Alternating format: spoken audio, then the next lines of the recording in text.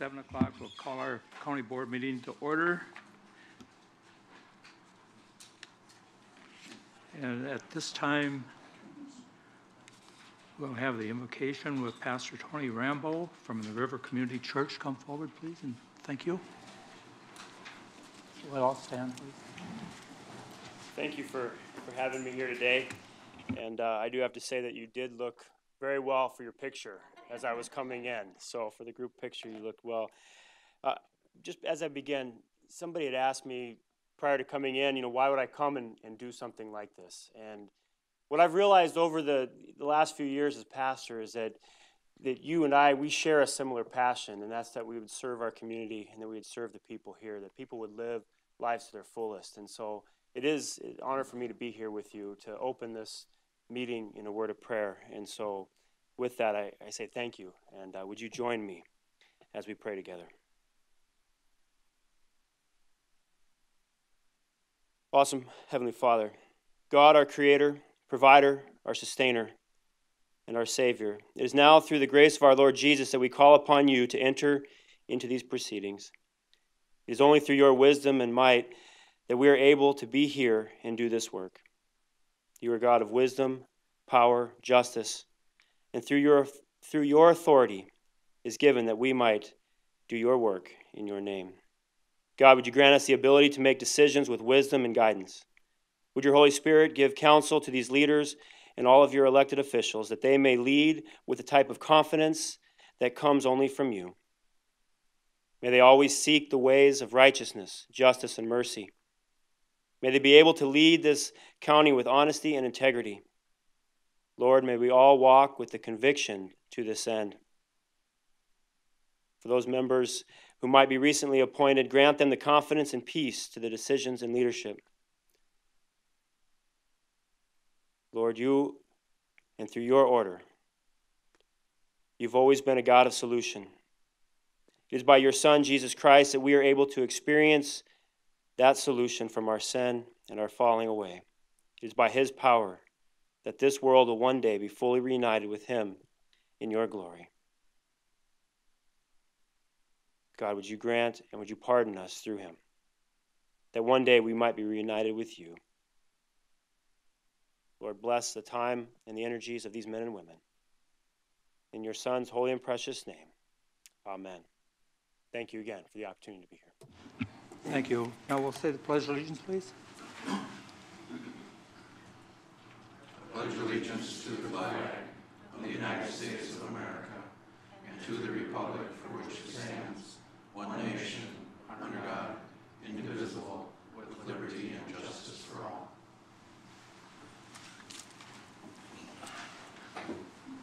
Thank you. We'll have roll call.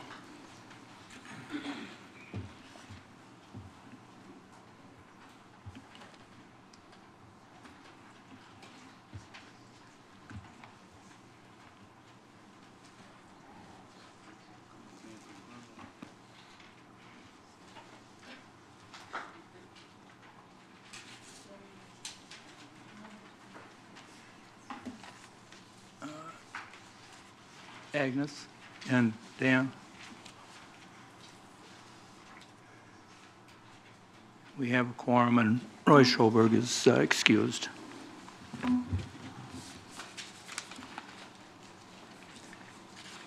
The consent agenda, need an approval of those minutes from May 6, 2014, 7 o'clock.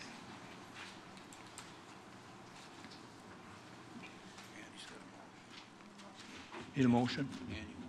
Andy did. Motion by Supervisor Brinkman, second by Supervisor Peavy. I can see him out there.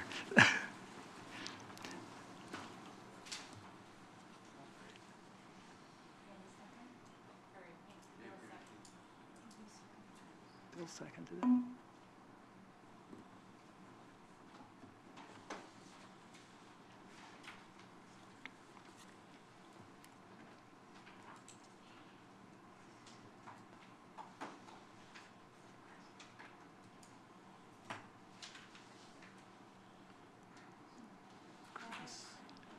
Agnes and Travis?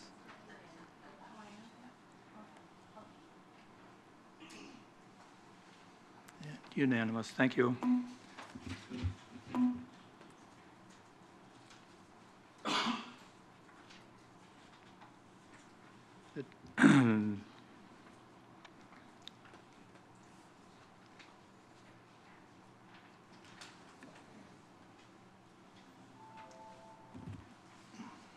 My phone. Quit that. Nothing. Excuse me. Yep.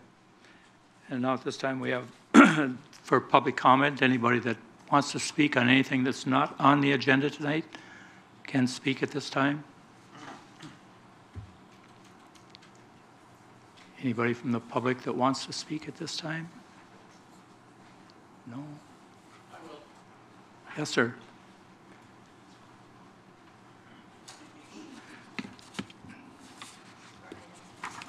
Should have a, what? James Mayer from Roy Schoberg's district, since he's not here. Just brief.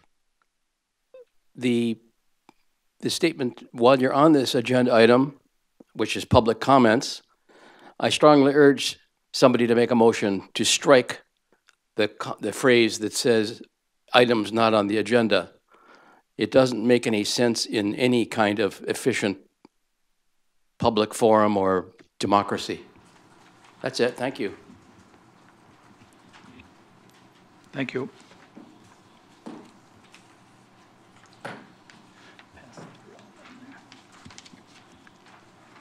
Any other comment? Anybody else want to speak while I have public comment? It's closed. We will move on. And at this time, we have, I'm not sure. Ellen, is Abby here yet? Oh, okay. Now we have a,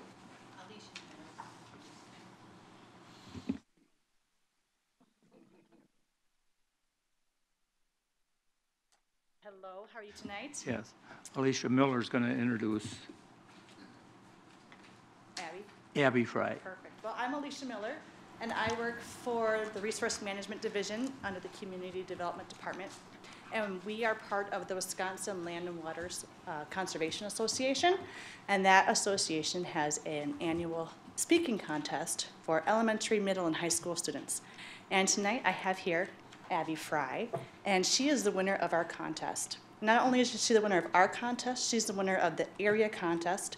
So after our contest in February, she went on to the area contest and competed against 7 other people from other counties. And then as the winner of that contest, she went on to our state contest, where she competed against 5 other students, and she came in 3rd at state. So that's pretty amazing. Now, Abby said that she would like to use the lapel mic, so.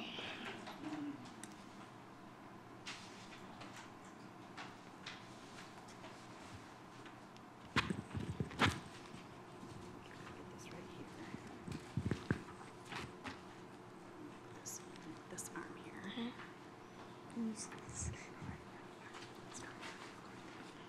How's that? Can you say something? Make sure it works. Just Hi. Excellent. So Abby is going to give her speech on algae blooms are not pretty flowers. Imagine you're crossing a beautiful bridge by the city of Hudson, Wisconsin. You'll cross a scenic river, the sun sparkling off in the summer, and in the winter, it is a glistening diamond, home to many ice fishing villages. You have just taken a journey over the St. Croix River in western Wisconsin. The St. Croix River is known as one of the cleanest rivers in the Midwest, but all is not well. The St. Croix River has now been added to the top 10 most endangered rivers list by the organization American Rivers. Do you care about that, Wisconsin? I do. Today, I'm going to tell you about this problem. Algae bloom is one major concern impacting our beautiful Wisconsin waterway. While it may sound like a bouquet of flowers, algae bloom is a result of high levels of nutrients like nitrogen and phosphorus in fertilizer runoff. Warm water temperature, high light levels, or all three combined. According to the National Park Service, this leads to rapid reproduction and growth of algae. This growth of algae can take over a river or a lake. So, what does this mean for us and our pets? The National Park Service warns algae blooms can cause harmful symptoms, which include tingling in fingers and toes, numbness of lips, dizziness, headache, rash or skin irritation, abdominal pain, diarrhea, and vomiting in humans. And weakness, staggering, convulsions, difficulty in breathing, and vomiting in pets. These are dangerous side effects, and we should take steps to clean up our water so we can enjoy our rivers and lakes. Now that you've heard the effects on people and pets, I will now tell you about the effects that algae blooms have in our state of Wisconsin. One area that has been badly impacted by algae bloom is tourism in our state. Swimmers, boaters, kayakers, and fishermen want to avoid going to polluted and algae-clogged river. As reported by ToxicAlgaeNews.com, one resort owner in Lake Kegonsa, Wisconsin, named Frank Rybeck said, "I've been told by several people, Frank, we love your place, but we're not going to allow our children to swim in the water, so we're not coming back." According to the Tourism Federation of Wisconsin, tourism generates $18.8 billion and supports more than 184,000 jobs. As you can see, tourism is a very important part of Wisconsin economy, and we need to take action to protect our lakes and rivers. According to the Clean Water Education Partnership, algae blooms and phosphorus in our water can cause the rapid death of many fish. As dead fish decompose, the amount of oxygen for other fish in the water decreases. It's important to take steps now, as once a fish kill starts, little can be done to stop it. Just imagine going for a day at the lake and finding hundreds of dead fish floating on the water. This would certainly be a disappointing day out on the lake. Now that I've told you about algae blooms and its dramatic effects on our state, what can we do about it? Fortunately, the National Park Service recommends several things we can do to clean up and prevent algae blooms. We can reduce or eliminate the use of fertilizers in our yards and farms, or try to use no phosphorus products. Make sure septic tanks work properly and are cleaned every 2 to 3 years. Check for phosphates in products like soaps and dishwasher detergents. Wash cars on the lawn so the runoff filters through the soil instead of running straight off the pavement and into the gutters. And plant native and natural landscaping around waterways and backyard ponds. As you can see, algae blooms are a big problem in Wisconsin and the St. Croix River Valley. It is important we take action now before it is too late. Help us keep Wisconsin and our waterways beautiful. Thank you.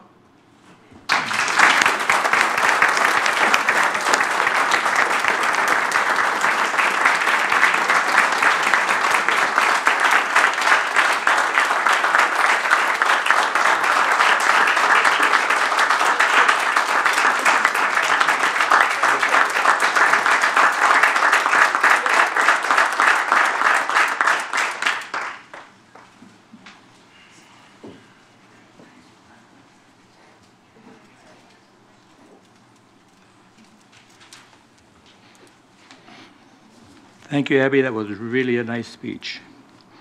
Now we'll move on to our next item of business, which is the West Cap report from Peter Kendall.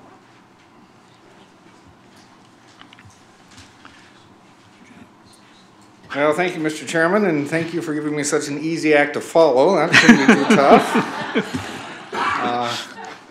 I greatly appreciate the opportunity to be here tonight. It's my plan to do a quick overview of WestCap. It's a unique kind of nonprofit organization, and then to focus primarily on the work that our organization has done in St. Croix County in the last year.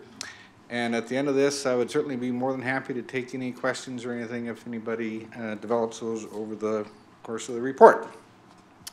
So as you can see on the screen, we are an agency with a poverty alleviation purpose. Our specific mission to take action against poverty by developing what we call the social and economic assets, social being more relationships and the skills, economic assets, income, whatever it may be, to help a family be more financially secure. But we also want to work in their communities and help make this part of Wisconsin a more sustainable and just area for all of its members. Our origins, let's see, there we go. We actually go back almost 50 years. WestCap is now in its 49th year of operation. We were established as part of the War on Poverty programs that are this year celebrating their 50th anniversary. So there's a great deal going on.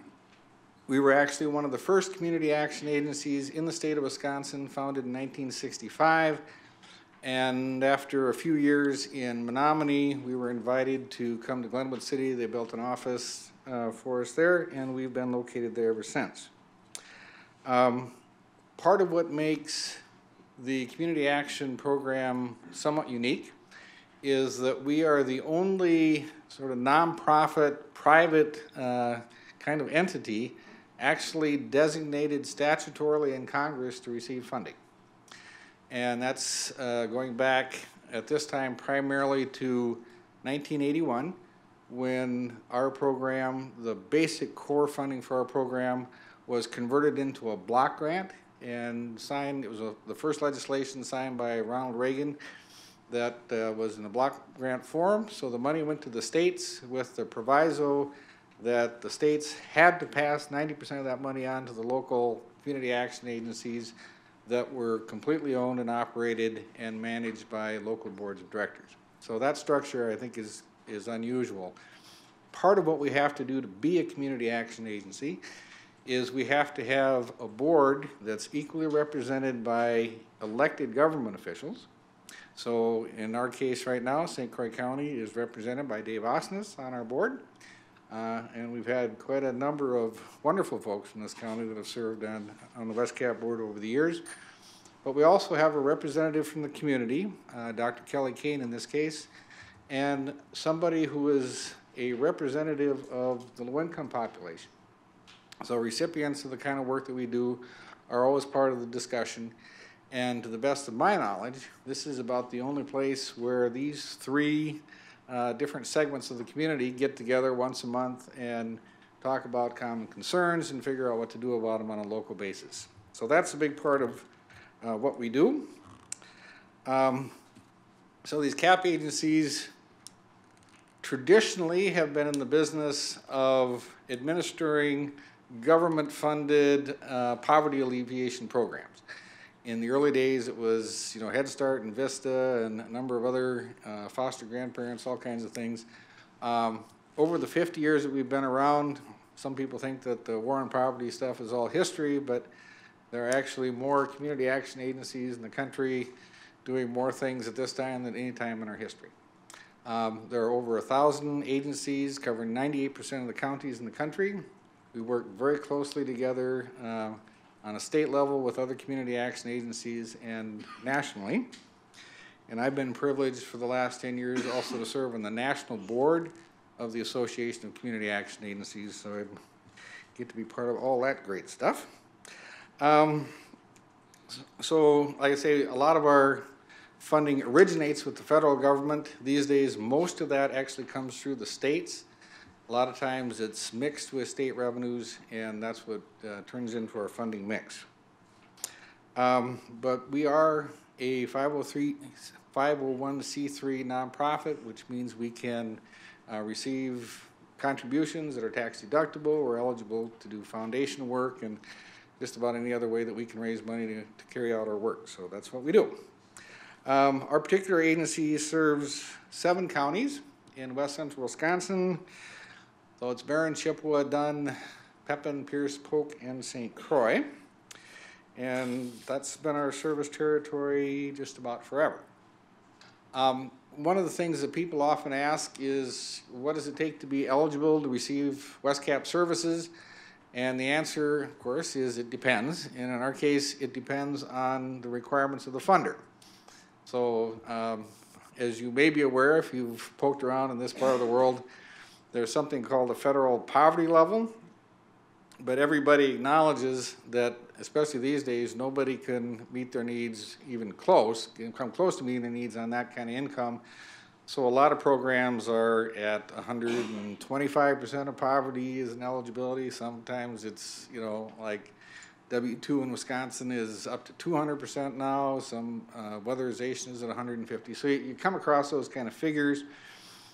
In other places, they use income calculations that are based on area median. Most HUD programs will designate, you know, 50% to 100% of area median incomes and that kind of thing. So it can be a little confusing for folks, and we are, of course, bound by the contracts and rules that these funders provide for us.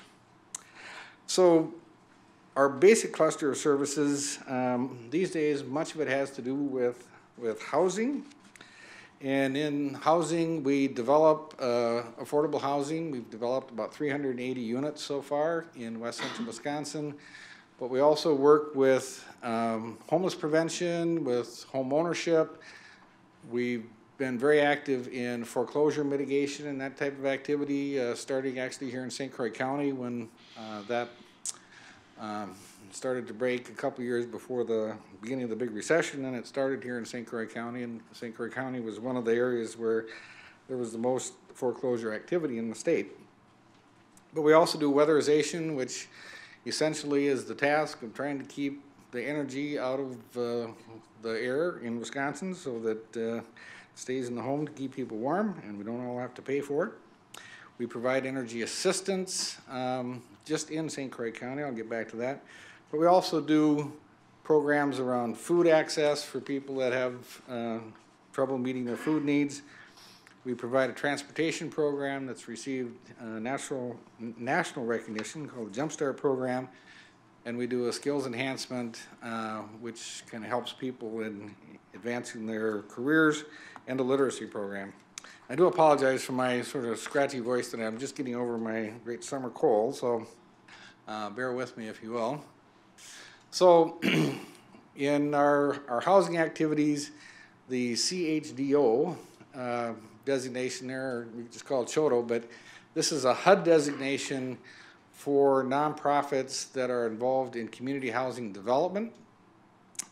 And in St. Croix County, we have quite a number of different kinds of housing development that we've done.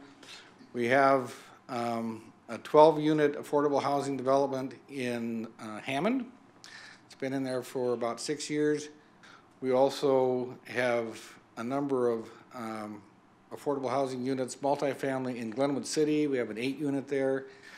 We did a program that I'll talk about a little bit on the end in my presentation tonight, where we did some deep retrofits, some sort of extreme energy efficiency measures on individual houses, and we have 4 of those in St. Croix County. We also frequently will partner with either a for-profit developer or another organization, and we'll bring in some specific funding to make some of the units in their program or in their apartment complex or whatnot affordable. These are indistinguishable from any other units. Nobody knows which ones are which, but you know, that's a way where in a lot of different kinds of developments we can bring in some capability there for low-income people to reside. And in the Havenwood complex in Glenwood City, we also have 11 units like that. So that's what we do in St. Croix County. cost to manage all that and operate those programs is about $413,000 a year, and we helped 42 households in 2013. The other major program that we operate in that housing field would be the low-income weatherization. West Cap, as it turns out, has been a national leader in this program. We were actually the first federally funded weatherization program in America back in 1974. Now there are hundreds of organizations that do this work. We're still considered a leader in this field, frankly. They come out from Washington to study us to figure out how to do it right. And this, saves everybody, not only the low-income people that have trouble paying the bills, but if they can't, those bills get, shunted off to the public and somebody else pays them. So if we can keep that heat out of the cold Wisconsin winters, we're doing good. In St. Croix County in 2013, we weatherized 64 households and to a value of $395,000. Another energy piece that we picked up in St. Croix County just in the last year is the Energy Assistance Program. We were contacted by the county to operate that under contract, the Wisconsin Home Energy Assistance Program. We did that, and it cost, our cost of that was $18,700, and we helped 582 households. Just to give you a taste of that program, we basically just had a part-time staff person working with it, but it was a person who used to be in our weatherization program and really knew this stuff well. She did a great job. In terms of the amount of assistance that is not reflected in that 18,000 number, any of the actual energy assistance goes directly to the provider, so it doesn't come through our books and it's not reflected. But in basic energy assistance, it was over $499,000 to residents of St. Croix County. In addition to that, because of the propane crisis that most of you recall, and people were having trouble getting propane, and many times they had to have cash, ready to go, or they wouldn't get delivered, and there were some huge problems there. But we provided $82,450 of assistance for that as well. So in a really tough winter like this last one, it was very important. We also do housing assistance in a variety of other forms with a lot of different funders. We have temporary rent assistance. Again, everybody comes out farther ahead if people don't get booted out of their homes and can stay there and work things out with the landlord and get back on their feet. And that's what that rent assistance is for. If there's no plan to kind of get back on track, we don't use that money. It's just for people that we can help in that way. We also have a number of subsidized housing programs for people that have been homeless or at risk of homeless. We administer the HUD Section 8 vouchers. These are where people only have to pay 30% of their income, regardless of what that income is. And we administer about 90 of those vouchers, I think, in St. Croix County under contract for WIDA. And we do first-time homebuyer education assistance. We do foreclosure intervention, as I was talking about.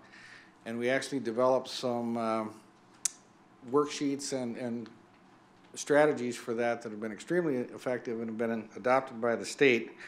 All of those activities just in St. Croix County amounted to $930,000 worth of services. We helped 190 households through those activities in 2013. We also do the food access and resources.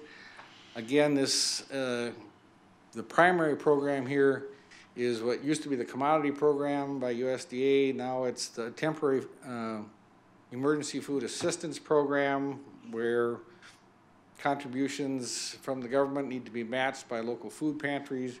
We serve over 20 food pantries, or 30 actually, in the whole area. But in addition to that, we also administer a couple of programs like the Senior Farmer Market Voucher Program. This is a program where seniors can get vouchers from USDA that they can redeem at farmers markets and vegetable stands and whatnot. This is a program where, frankly, all we get is the vouchers, and we have to find other funding to staff it and to be in compliance We have to verify the income of the recipients and verify the legitimacy of the vendors and all that kind of stuff. There's a lot of work to it, but the seniors love it, so we do it. There's another commodity supplemental program for seniors where we actually box food up and deliver it to people who can't get to the pantries. And we've been, recently doing some management of farmers markets in Boyceville and in Menominee. And then finally, we developed a program called the Family Table, where we actually do cooking classes with low-income families, and they come in together and we help them figure out how to use fresh vegetables and more nutritious foods. It's a kind of innovative program that we developed. And all of that, again, in St. Croix County, amounted to about $122,000 worth of service and helped 952 households. Our transportation program, the Jump Start program, kind of a long story here.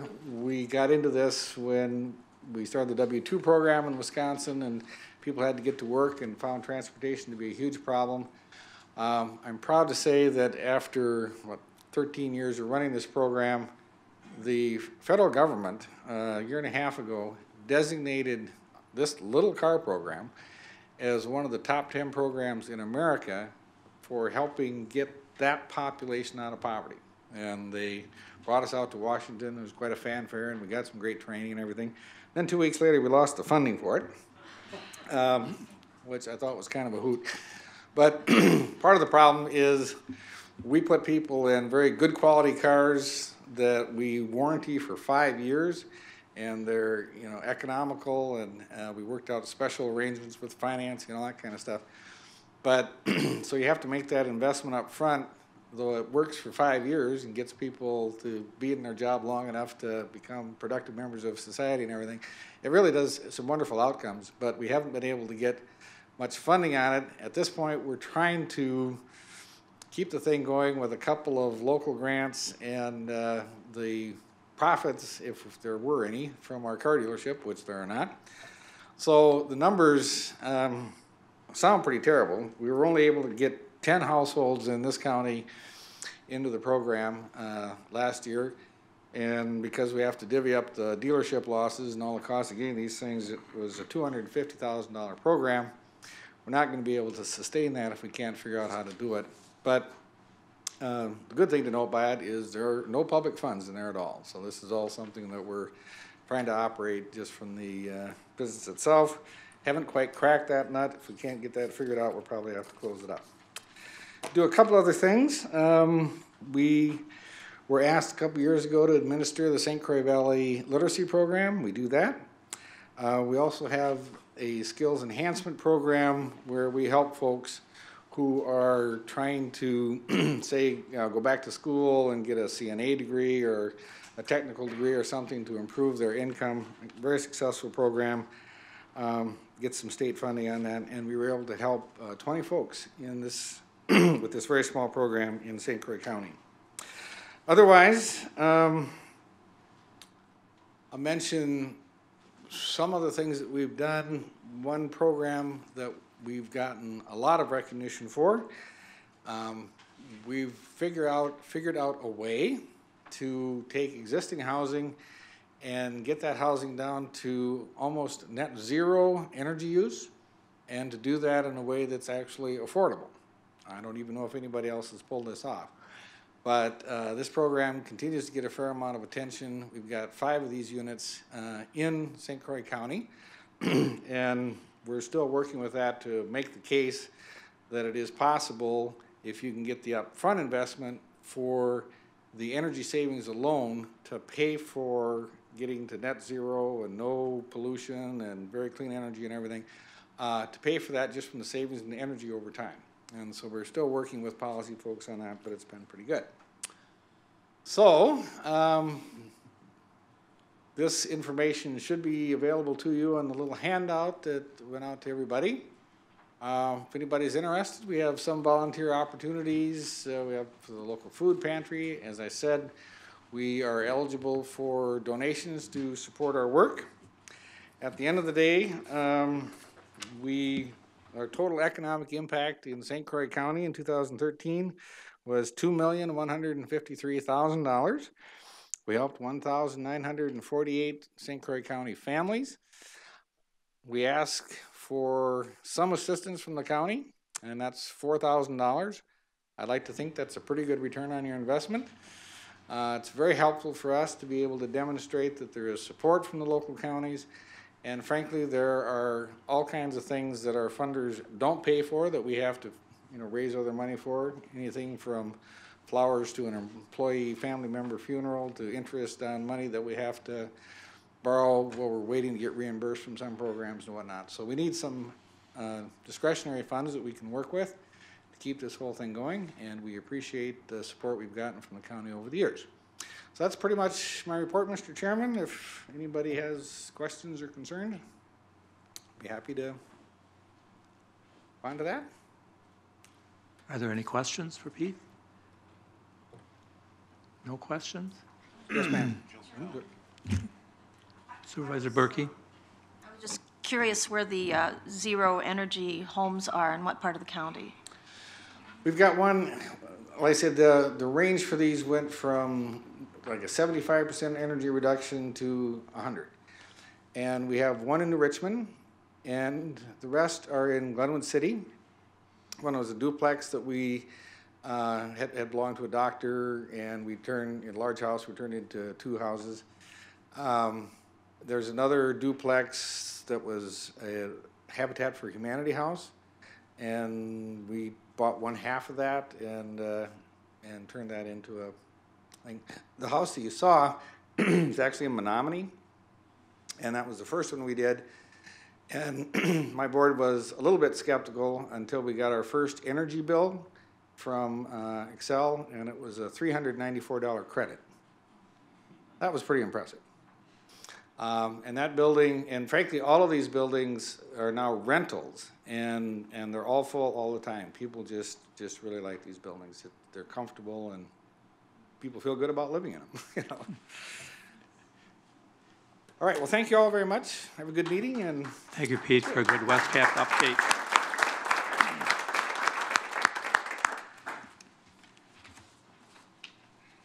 Move on for our Administrator, Pat Thompson, to appointments. Thank you, Mr. Chairman. Just a few appointments this evening. The first is appointment of Chris Babbitt to the Bass Lake Rehab Committee, Matt Melby to the County Traffic Safety Committee. Matt represents medical services profession, and Jason Sell to the County Traffic Safety Committee. Jason represents the education component to the committee. The appointment of Roger Larson to the Hudson Area Intergovernment Advisory Committee.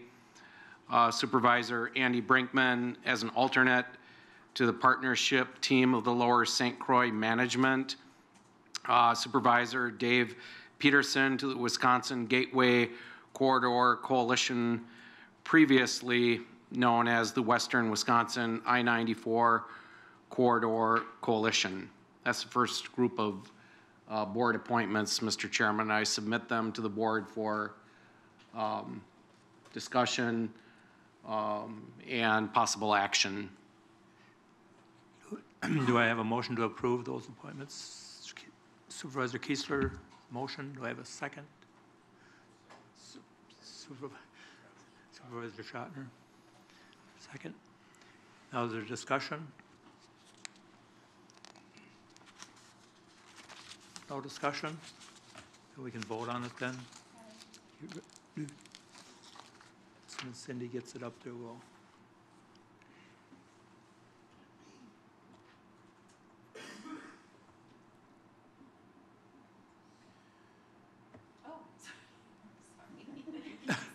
There we go.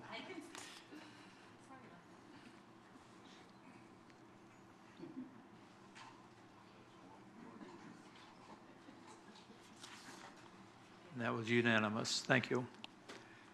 Thank you, Mr. Chairman and County Board Supervisors. The next appointment is a department head appointment to the position of the Information Technology Director. I'm pleased to introduce to the board John Allegro. John, if you want to stand. Just a little bit of background on the process to bring forward this recommendation. We had 32 applications that the county received for the position of Information Technology Director. A committee made up of Supervisor Schochner, County Clerk Lori Meyer, Human Resources Director Tammy Funk, Community Development Director Alan Denzer, myself, Operations Manager Jim Williams, and Patrick Gibson, who is a consultant from Compudyne Technology, interviewed a first cut of 10 applicants of the 32 total applicants.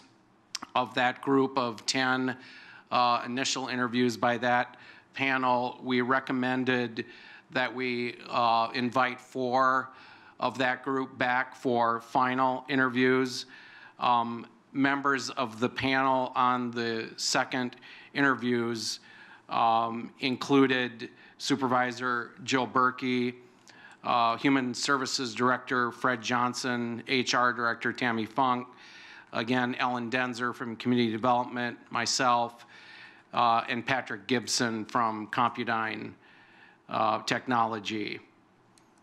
In addition to the second interviews, candidates were invited to study, analyze, and come prepared to address both the infrastructure IT assessment, which the county conducted approximately 6 months ago, along with a staffing assessment, which was done also in addition to the infrastructure assessment, 2 separate assessments, but both IT related and very important for the new director, whoever at that point, whoever the new director would be. So we asked all candidates to, or the 4 that were invited back, to review those assessments.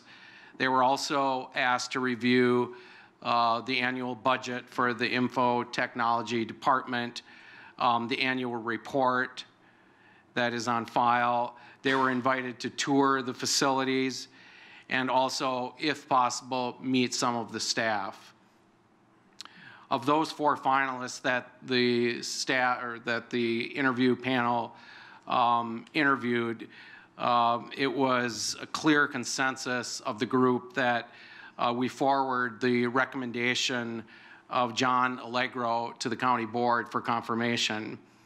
Mr. Allegro has over 18 years professional IT experience. John is currently employed by Washington County, Minnesota as a senior IT analyst. He manages a team that supports the infrastructure for Washington County.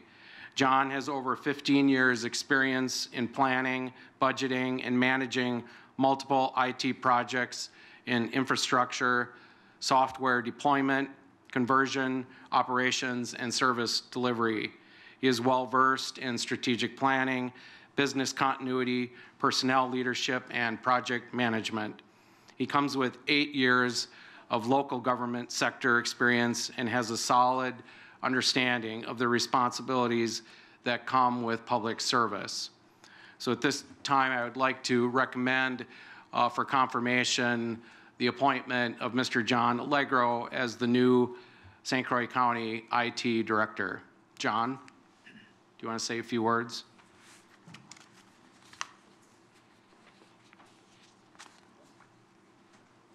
Welcome.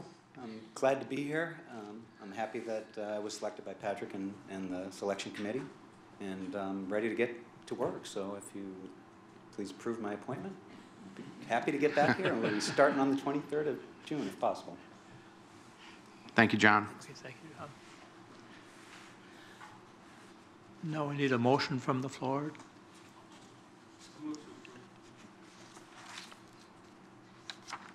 Okay, Supervisor Hansen's motion, seconded by Supervisor Berkey. You have to. Is there any discussion? Yes, Supervisor Nelson. What will the start date be? I believe June 23rd. Is that correct? That is correct. Yes, thanks. Any other discussion? Any questions?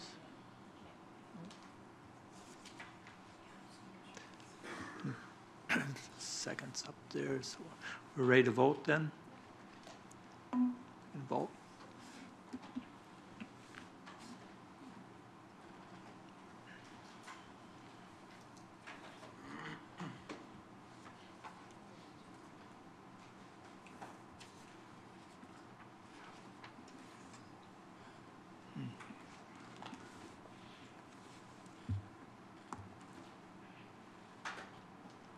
And it was unanimous. Thank you, everybody. Welcome. Thank you, John. Thank you, John.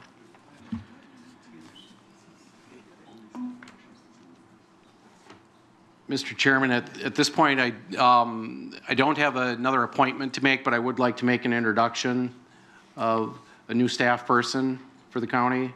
Sure. Okay, go ahead. I'm pleased to introduce Eric Biltonen.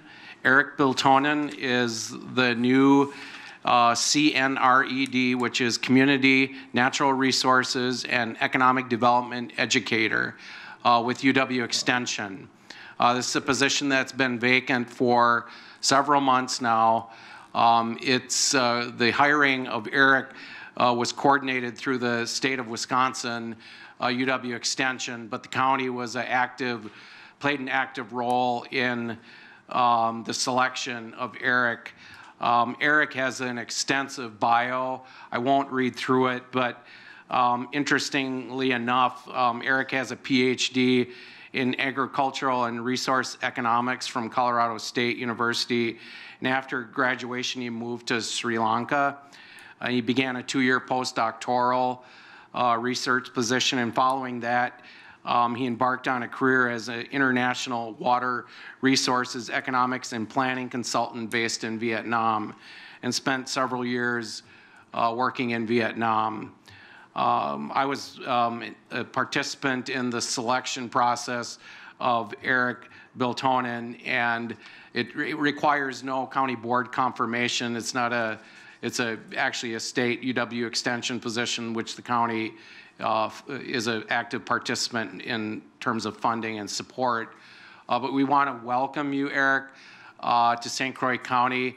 It's a very important position for the county, and we rely on your position to provide a wide variety of expertise and resources, and lend a helping hand to our communities in St. Croix County, along with our county family here at St. Croix County. So on behalf of the board, I'd like to personally welcome you to St. Croix County. He actually drove, 12 hours yesterday to get here from down south, and he's got a little bit of a southern accent, but you'll fit right in. You'll fit right in here in St. Croix County, Eric. I think you'll love it. Thank you. Thank you.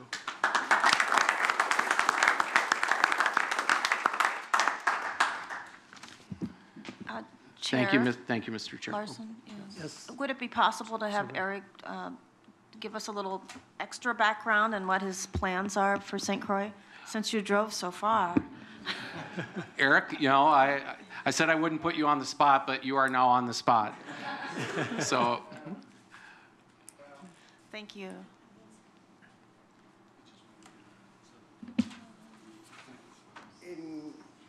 Thanks for having me. My initial plans are to basically go around and get to meet people, to learn the issues, and to see what the conditions and the situations are. I am aware that there's been a planning process that's gone on throughout all of Wisconsin and all the towns and villages in the county here. And so I think that provides a really sound starting place to really look at the different issues and where I can approach it. As for a specific area, I don't have one yet. I don't want to come in from the outside and say, here's what I think is going to benefit you. Okay, that's my. Thank you. I look forward to working with you. I'm on the committee that supervises your activity, and I make part of my living from farming, so I'll see you over at the Ag Center. Okay, I look forward to it. Supervisor Nielsen. Where is Eric's office going to be? Eric's office is going to be in the Ag Center in Baldwin. Yep. Good question. Thanks. Are there any other questions? None? Thank you, Eric.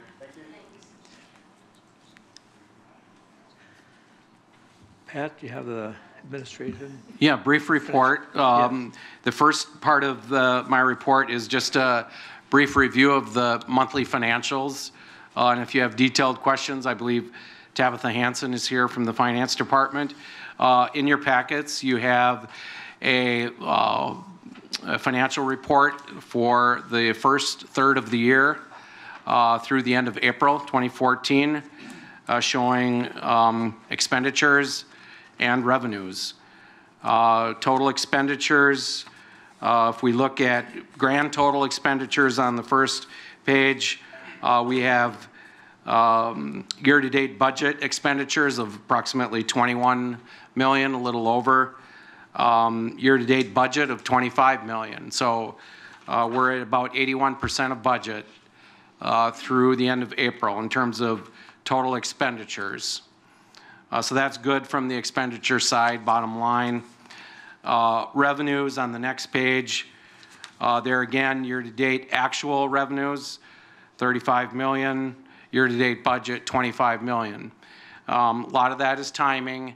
When we look at the revenue side, when the county sees its revenues hit the books, and so although we're over in revenues, which is good, it's not a sign that we're going to be that far over at the end of the year. If you look at at the far right columns of 2013, year-end actual in 2012, you know, we're right on line, and I believe we're on target for both expenditures and revenues for this time of year.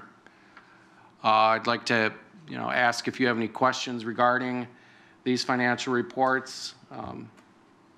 Supervisor Osnes. I'm always smiling when you ask a question. I know. Because I know it's going to be a good one. It will be, Yeah. and very short this time, Oh, believe it or okay. not. All right. On packet page 30, under Fund 625 for St. Croix Industries, we've got expenses at 717,000, and we only budgeted 571,000. Can someone explain to me how we're 200,000 over? Which, are you on the expenditure? It's on Fund 625 for St. Croix Industries. We had I see it. someone take over on the 1st of April, and through the through the 30th, I'm assuming, of April, we spent $717,000, but we only budgeted for $571,500 for expenses. That's my first question. Okay, I see where you are at.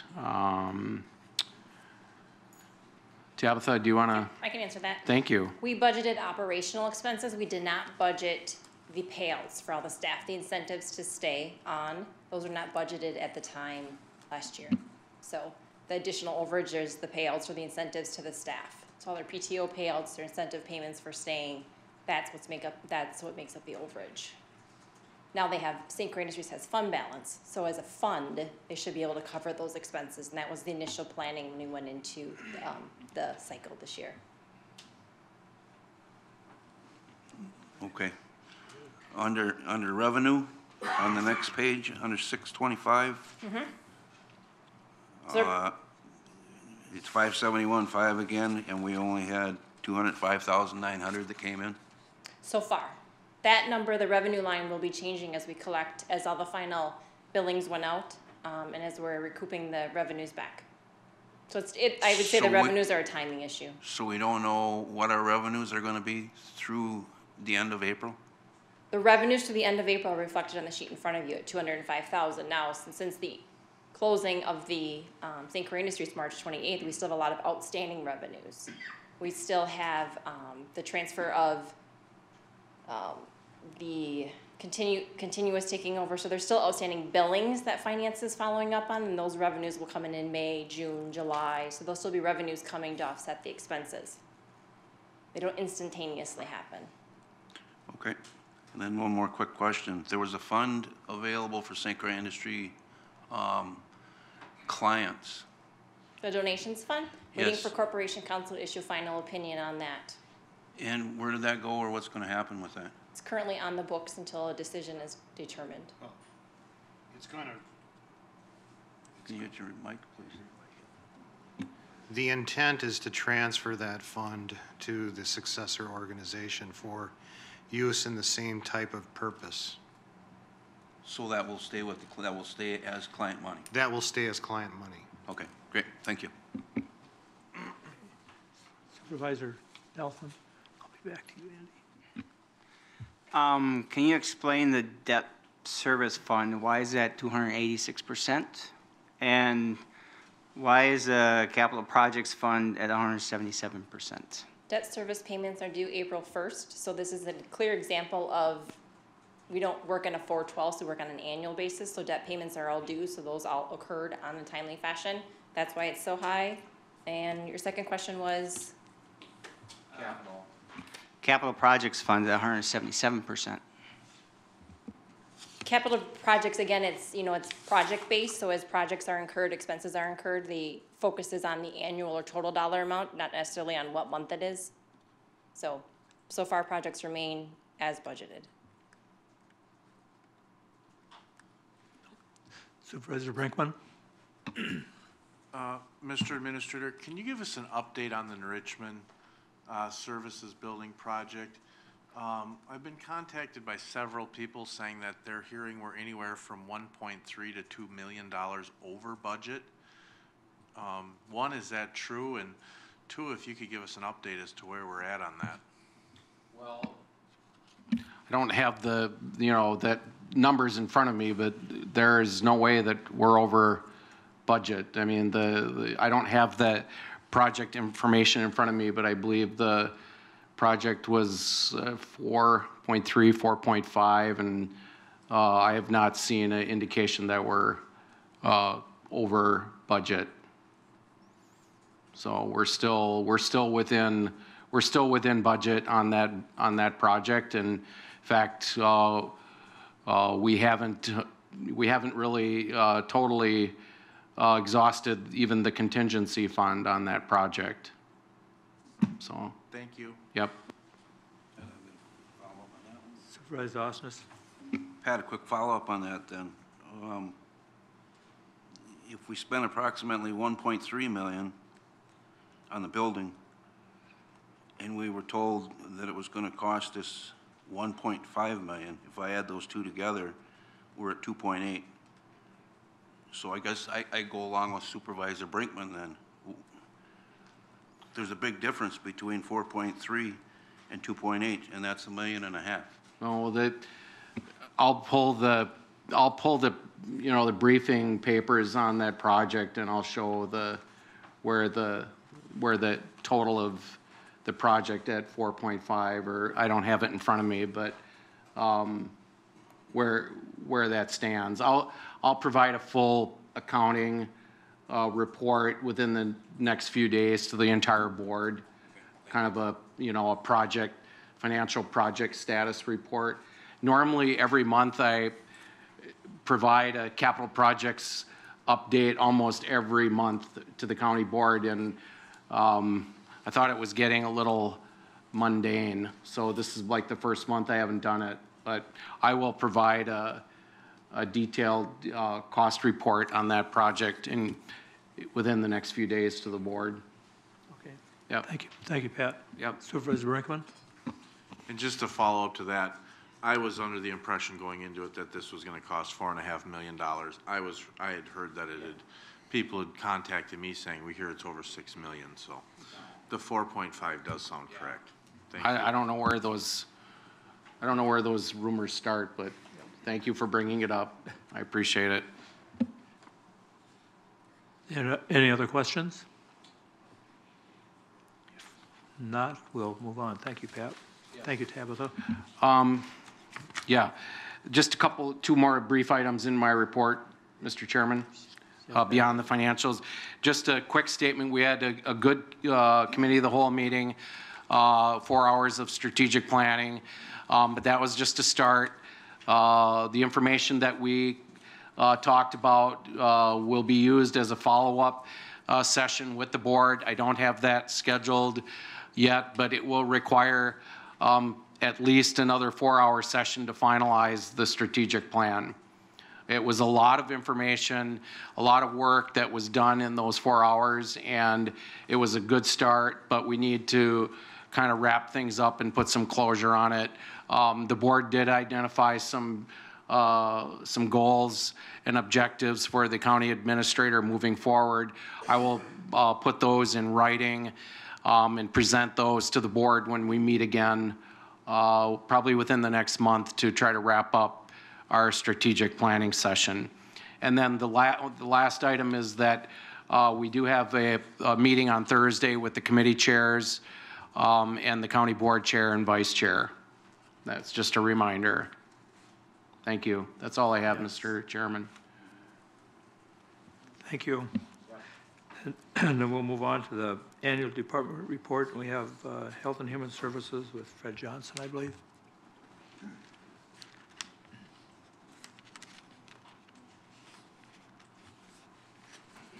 Thank you, County Board Chair Larson. And thank you, County Board members, for the opportunity to present tonight. And I also want to extend my thanks to all the Health and Human Service staff, who I'm very pleased to represent here tonight. I'm thinking about a short presentation on a fairly lengthy document and a lot of different program areas.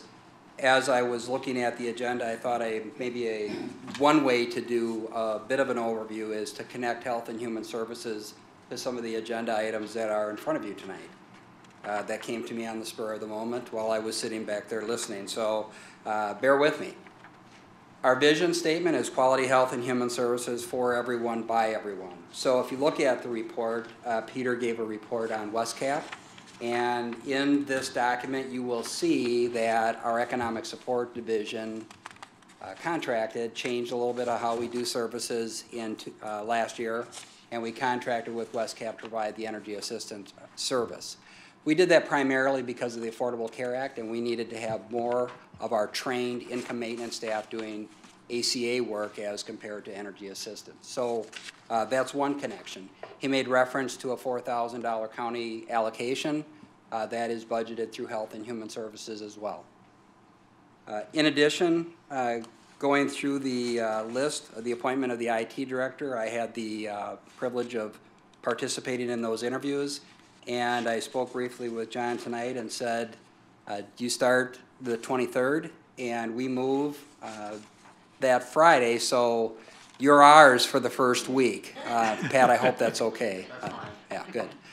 And so there's a lot of work to do. Obviously, there's a lot of quality work that's been done to build and to prep, but we very much look forward to our new work environment. We have some staff tours that have been done this week, Monday, Tuesday, Wednesday, and Thursday, so folks are getting a chance to see the facility. And it's really built on the idea that we're going to have a lot of staff that work in the field. Instead of having routine, regular offices, they're in flex spaces. Many of you have been through the buildings. The office stations are not in yet. They'll be coming in shortly. But we're going to really rely on IT to make sure that we can provide the quality services that the staff do each and every day, but not necessarily in the same way that we've done it. So we're going to really partner with IT, and John, I'm very pleased to have you on board, as well as the rest of the IT staff that we work with day in and day out. Financial reports, you heard a little bit of detail. I think Supervisor Osnes, your question with regard to projections at year end will be addressed at the Health and Human Services Board or even at the Council on Aging and Disabilities. I did get a chance to meet with Beata Haug, who's our fiscal manager, reports to Tabitha through our finance department, but the fiscal manager assigned to Health and Human Services. And I think those projections are on target to be close to what we had projected in terms of revenue for the first 4 months of the year through April. In terms of fiscal reporting, there's been a concerted effort, a very good partnership between program managers, program staff at Health and Human Services, and our fiscal staff. We've done a lot of work to update reports so that we can provide good information to the Health and Human Services Board and to the Council on Aging and Disabilities. There's likely more work to be done there, but on the flip side, it also will help program managers track more effectively where we're at any given point on the budget. So it's been a great partnership, and we anticipate much more to come. Further in your agenda, you'll see approved budget amendments. There's 3 that impact Health and Human Services, 1 related to Children's Waiver Program. There's, I think, roughly a $900,000 budget amendment. We received information from the state of Wisconsin that additional dollars would come to St. Croix County to serve children with disabilities. The only way we can do that is to add a staff, so we have to add 36 cases, and that's one component of the agenda that ties directly back to Health and Human Services tonight. Another budget amendment related to the Aging and Disability Resource Center is on your agenda. That is for a dementia care specialist, $54,000 roughly this year, $80,000 next year. That ties with a state initiative around creating a dementia-capable system in Wisconsin. And that information, if you're interested in detail, is on the Health and Human Services and the Council on Aging and Disabilities on IQM2, so you'll see some information there.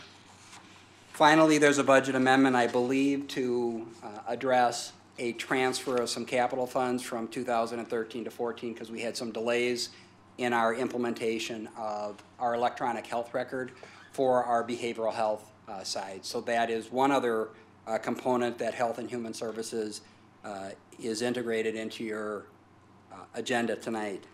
Finally, there may be other ways that our Health and Human Services Department is integrated into the agenda, but obviously one of our strong partners is the health center. And so what I'm going to do now is turn it over to Sandy Hackemuller. Sandy will talk a little bit about some of the nursing home health center, items, and then if there's questions for either Sandy or I, we can field them. Good evening. I just wanted to say that one of the things that I've been more proud of than ever is working at the health center over this past year. The feeling at the health center is different than any other facility that I've ever been in.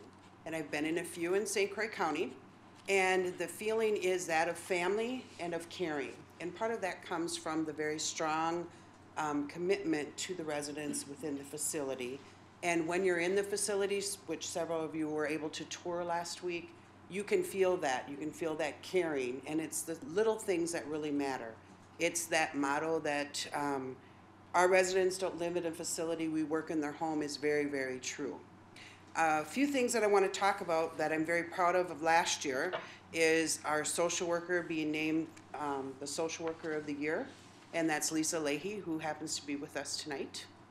And the other thing that's made us very strong, come in very strong and made strides is the fact that we were able to maintain our census at higher than budget. We continue to maintain our census higher than budget, which is really, really helping with our financials. And the other thing is that I'm really, really excited about is working with Fred, working with the ADRC, working with the behavior health, working with the dementia crisis unit, which for your information, there's not such a thing. So it's developing that, working with the state, working with the other county homes within the state of Wisconsin to develop a dementia crisis unit so that we're able to help other facilities in the area and maybe even in the region deal with very, very difficult to manage residents that really have no other places to go where they can be stabilized out. The facility does a very, very good job when we're working with residents that are difficult to deal with. The other thing that I'm really, really proud about is we're working on increasing our education of our staff in dementia, in the MDS process, which has to do with how we're paid from the state, and we've been able to increase our rates continuously over the past few months by that education and monitoring of our MDS process. And finally, working on maintaining our 5-star and finalizing our business plan for our future. So, do you have any questions of me? No questions? Is there? No. Any of Fred? None of it? Okay, thank you. Thank you, Fred. We will move on then. Let's do this resolution approving amendment to the Town of Hudson zoning ordinance 105-13 B16. And I need a motion on that. And does that come through community development, Agnes? You can motion? Yeah, also move to adopt the resolution. Okay, so it's seconded by Dave, Supervisor Osmus. Any discussion on that? Do you want to explain what that is, Supervisor Rain? Yes, it's pretty straightforward. I think that the town of Hudson has its own zoning, but as part of Wisconsin state statutes, town zoning has to be approved by the county. So this action, what it is, it's as you know, there's zoning ordinances. There's typically 2 parts, a map and narrative, and oftentimes we see rezonings in the maps, but this is in the narrative, and it's just allowing this, it just is a change to allow sales on this, in this district. So, and there's a piece of property, the town has approved it. So it's been reviewed by the Community Development Committee, and we recommended approval. Okay, thank you. Are there any questions? If there are no questions, we're ready to vote on that then.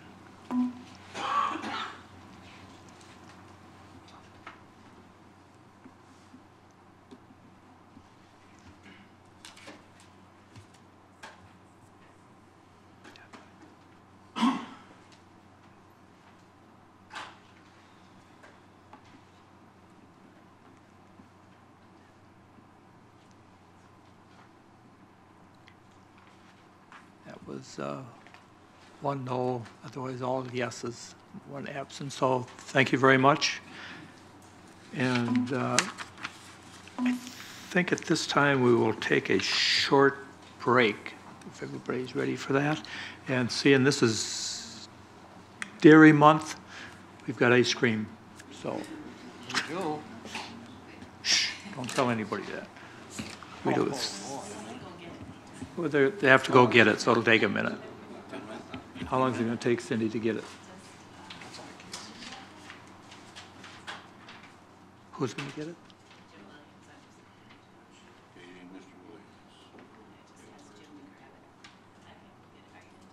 Well, we can do, let's move one more. Bonding, We'll do the, or that recreational plan? which one? Number 2. Yeah.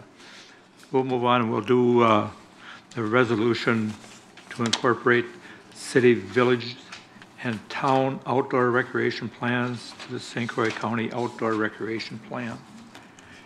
And Supervisor Ring, motion on that. Do I have a second Yeah, on? I'll move. Supervisor Babbitt, second. Supervisor Ring, give an explanation. In your packets, there was included a lot of community, from several communities. We had community outdoor recreation plans. When St. Croix County adopted its countywide outdoor recreation plan in January of 2013, we went through a comprehensive look at all of the plans for our county park system. And we invited local communities to include their outdoor recreation plans in those in the documents. And one of the reasons we do that, I think it's just good information sharing, and I think it's a good example of just working with our local units of government. The advantage that it gives them, typically in many times our park projects are funded with state and federal grant dollars, and having your plans be included as part of a more regional view is helps in that process. So it's both information, and it adds value, I think, to those local units of government. Okay, thank you. Are there any questions? If there are no questions, we'll vote on that then. No.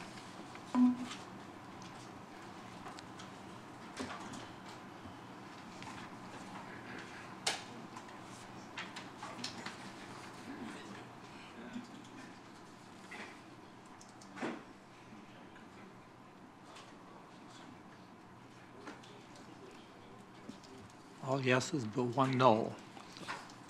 Thank you, everyone. And Cindy, is the ice cream here yet? Excuse me? One more item? Okay. We will do one more item here then on the list.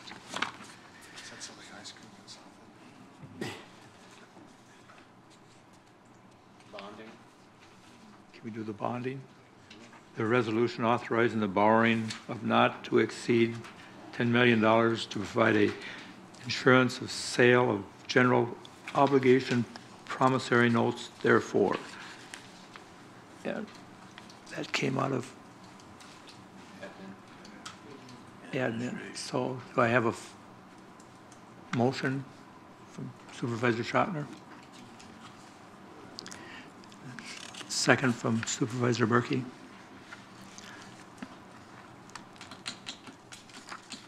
Somebody want to talk to that? Travis? Supervisor Schottner? I think our county administrator would be better at informing everybody about it. Thank you, Supervisor Schottner. The resolution that you have before you, County Board, has been forwarded to you from the Administration Committee. What this resolution will do will set in motion the ultimate award of GO bonds, government obligation bonds, in the amount of $10 million, not to exceed $10 million for capital improvement projects which have been approved by the board. The projects are identified in your packet. We have reviewed these in the past, but I'll run through them quickly.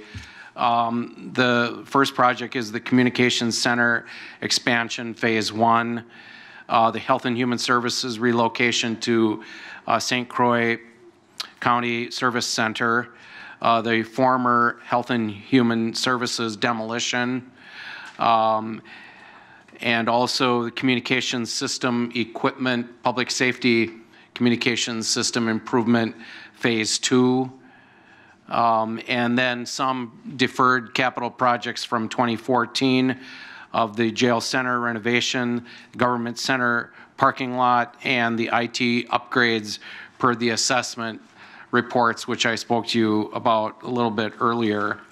The total of all those projects is approximately $10 million. We did apply the land sale proceeds of $3.3 million to offset the portion of these capital improvement projects. The $3.3 million of the land sale proceeds has been applied to those capital projects.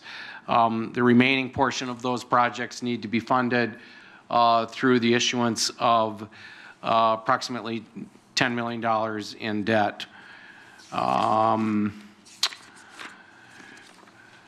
Joe Murray from Springstead, our financial advisor, is here this evening to answer any questions that you might have regarding this issuance. In terms of timing, the sale will take place on August 4th and presented to the county board for your consideration on August 5th. But we have to have an enabling resolution for Mr. Murray to go ahead and get done what he needs to get done. And at this point, I'd like to introduce Joe Murray. To those of you that don't know him, he's worked with us for many years and is an expert in the field. I wouldn't go quite that far, but thank you for the kind words. Yes, good evening. I'm Joe Murray from Springstead. We have been the county's financial advisor for many years, and we've been working with staff to develop a plan to finance the $10 million of capital improvement projects that you have in process for this year. The culmination is this first resolution that the county administrator spoke of, which will start the process. We will proceed then to pull together the necessary documents, do a competitive sale on August 4th for the full board to act on at your meeting on August 5th. The county is very good financial shape. You've got a very strong credit rating of a AA2. That's reflective of your conservative budgeting. It's also your strong fund balance, and you're also aggressive repayment of debt. The county is not gone longer than 10 years on the repayment of its debt. So that's all very strong in the credit rating. We have projected that based on that credit rating for this $10 million issue, the true interest cost would be just over 2%. That's what we're projecting at this time. This is the first step.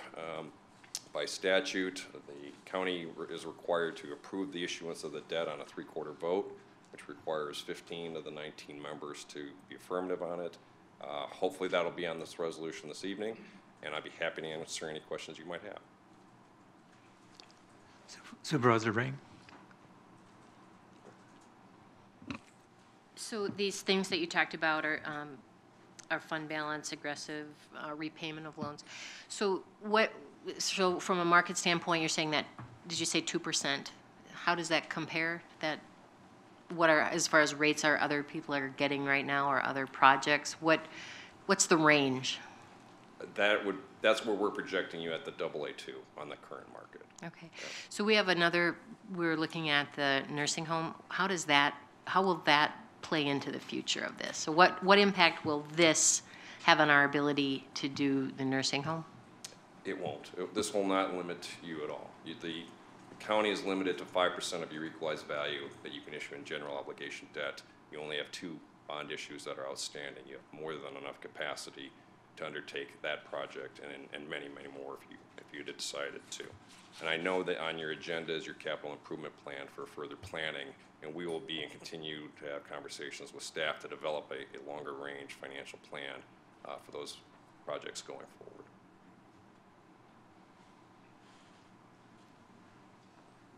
Supervisor Brinkman. 2 years ago when I got on the board, we were at the tail end of, I believe, 2 bonds, and neither of them gave us the ability to pay off early. I believe they were called non-callable. Yes. Are we thinking something like that again? As far as being non-callable, we could make this one callable since it's 10 years. The last two issues the county had, one was 8 years and one was 7 years. On a 10-year issue, we would recommend putting a call provision on the 7th or the 8th year. But if it's less than 10 years, the recommendation is no. Thank you. Supervisor Hanson. If you do that, does that affect the rate? If we put a call provision in there, a standard of a 7 or an 8 year call on a 10-year provision or 10-year term shouldn't have a negative impact. If we were to do it on a shorter term, on a 7-year issue, I would say yes, but not on the 10. Supervisor Keesler. Pat, we had a discussion at the admin committee, and at that time I said I was going to ask you a question here. And the question was, our fund balance per the audit report needs to be right around 25 million-ish. I don't have the exact number. We have somewhere around 30 to 32 million-ish. I think you said maybe 5 or so additional million. My concern or question, I guess, would be why we wouldn't be using those funds before we go forth and issue bonds. That's a good question. The capital improvement plan, which we'll review a little bit later this evening, we do apply roughly 4 million. I believe it's around 3.7 million of the undesignated fund balance to apply towards that the funding of that capital improvement plan. So there will be a recommendation coming before you to fund the capital improvement plan utilizing, I don't know, Tabitha, 3.7, or we can get to that later, but it's upwards of $4 million of the fund balance that we will be applying towards capital. So it will be used. And so, once that's done, how much additional would we have in the fund balance above what our auditors would recommend? Oh, gosh, I want to see they're just completing the audit. We should have that report out within a month or so, and you will have very up-to-date figures on the undesignated fund balance reserve. But I believe at the time when we looked at this a year ago, we were thinking that we could comfortably apply upwards of $5 million from the general fund and still stay within that that threshold. So we're in the neighborhood of that, but slightly it's less than the 5 million. Tabitha, you want to? And I'm just looking for a ballpark. Obviously, we don't have One the thing exact I'd numbers, so just, yeah. I'd clarify, it's not an auditor recommended, it's the county's policy, it's the county's fund balance policy. So built upon, obviously auditing standards, but just to clarify, it's not, the auditor wouldn't stand behind and say a percent. Our percent in their fund balance policy is 25 to 35%. This would take us in that 30% range. If we went all the way down to 5, it'd take us about 27 million. Now that's at the end of 2012. Now where our final numbers come in for 2013, we'll know within a few months where our final fund balance numbers are of the unassigned general fund balance. Supervisor Ring. It's a question for Joe. Can you give us some idea of having this extra fund balance? You mentioned that as one of the characteristics that gives us that lower interest rate. Can you talk about that? How important is that, or how big a deal is that? If we were a little bit over 1% over, how is that factored in? My recommendation as your financial advisor would be to say to keep your policy and not go any lower than 25%. If you dropped below that, that would be viewed as negative. Credit rating agencies obviously want to have as much cash as possible because their role is to protect the investors, those who are buying the bonds. So your auditor won't throw a number out, but I will. And I would say your policy is good, and I would recommend that you stay, don't drop below the 25%. Supervisor Osmus. For those that are here, I'm on packet page 468 in the encyclopedia that we were read. And I have a question for Mr. Swetlick, if I may.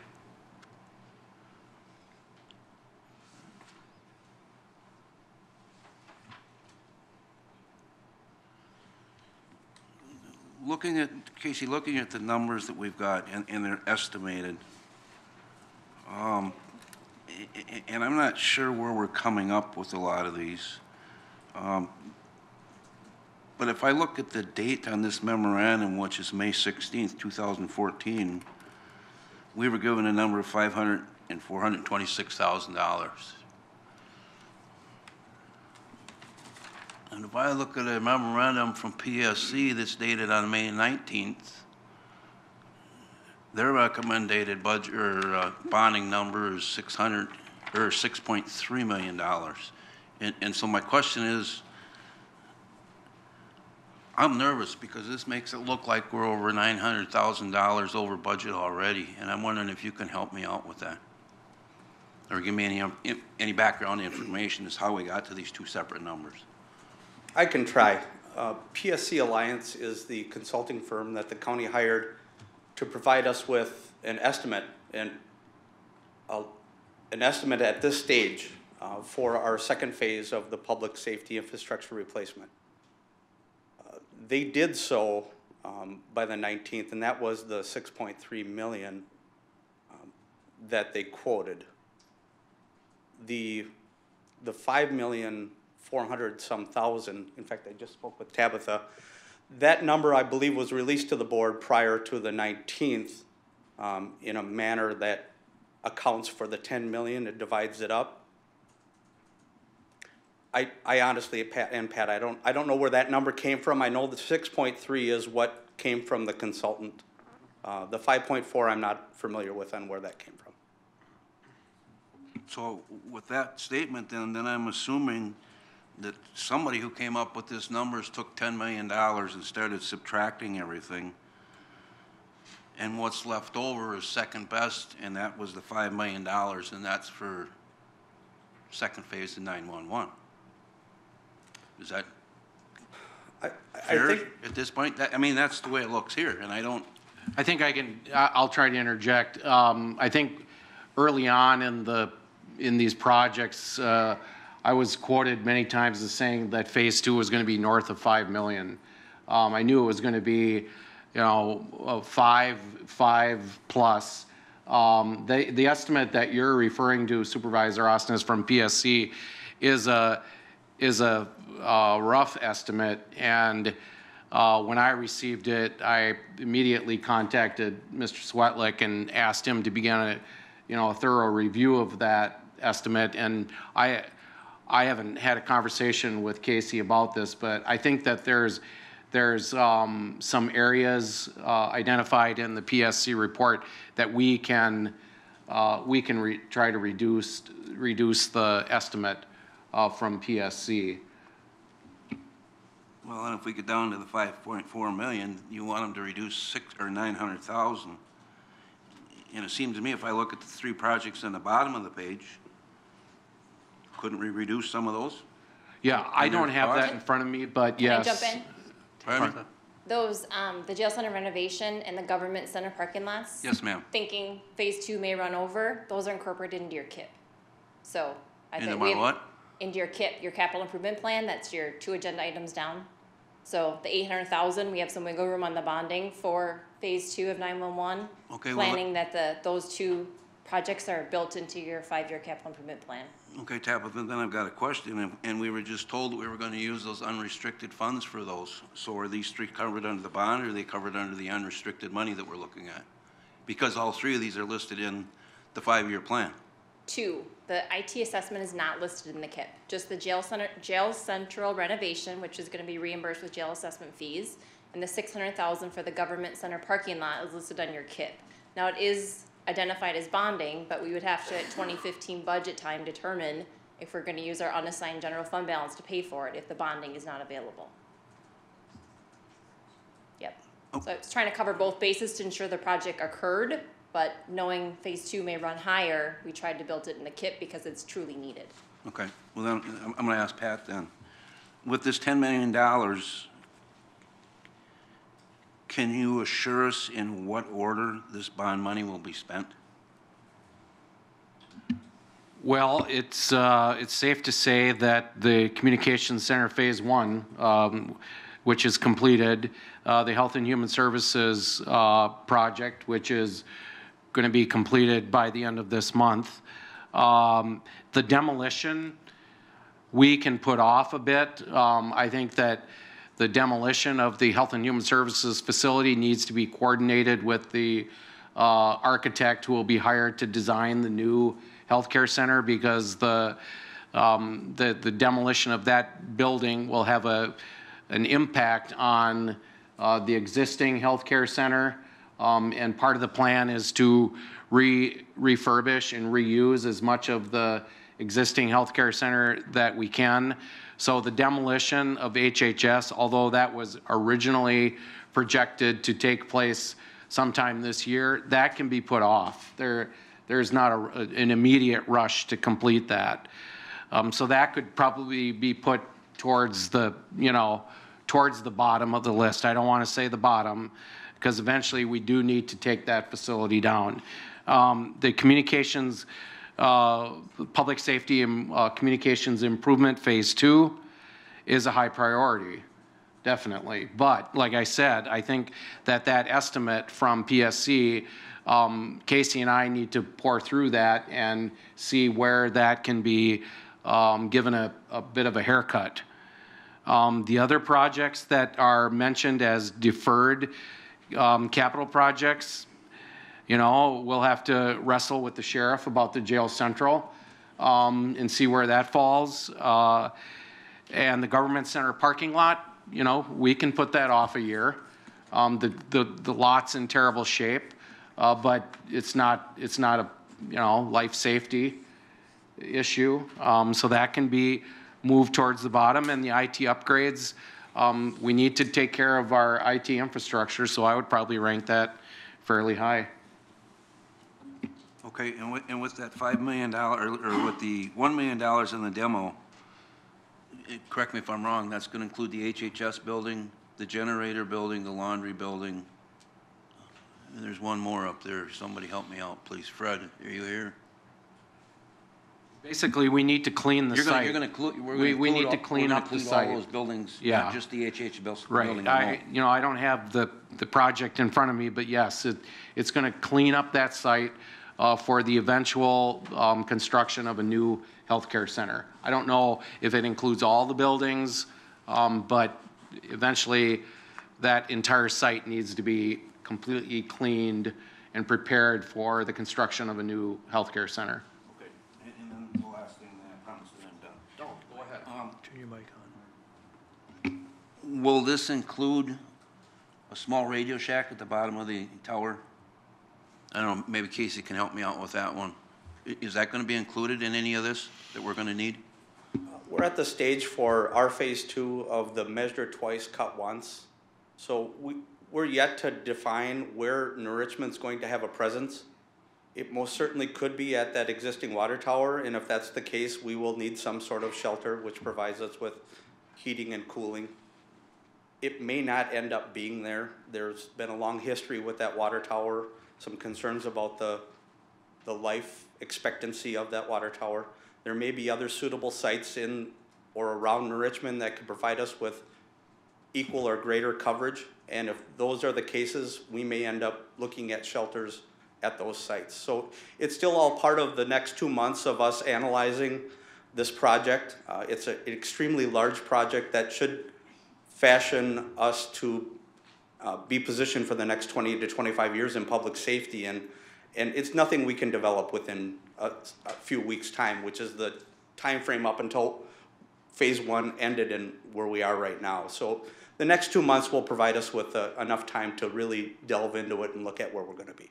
Okay, thank you. And is that in this, is that building included in the PSC?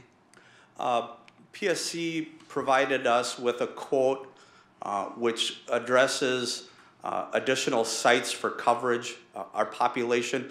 The last time our infrastructure has been designed was in the mid-90s. Our population base has changed significantly since then. What used to be an inconvenience for a lapse in radio coverage now is a life safety issue because we have more calls in those 4 quadrants of our county. So the quote from PSC allows us to expand our footprint from radio coverage and paging, and along with that includes some additional sites, which not only are towers and generators, but also possible antennas and co-locate agreements with existing structures. Okay, thank you. And thank you for phase 1 and for the job very well done. You came under budget, and we appreciate that. Thank you. Supervisor Keesler. That's why I'm trying to get to the bottom of the question that I asked before, because I agree with Supervisor Osnes that it looks like we may run over. And so you got the capital outlay spend down, but that gets us down to about 30%.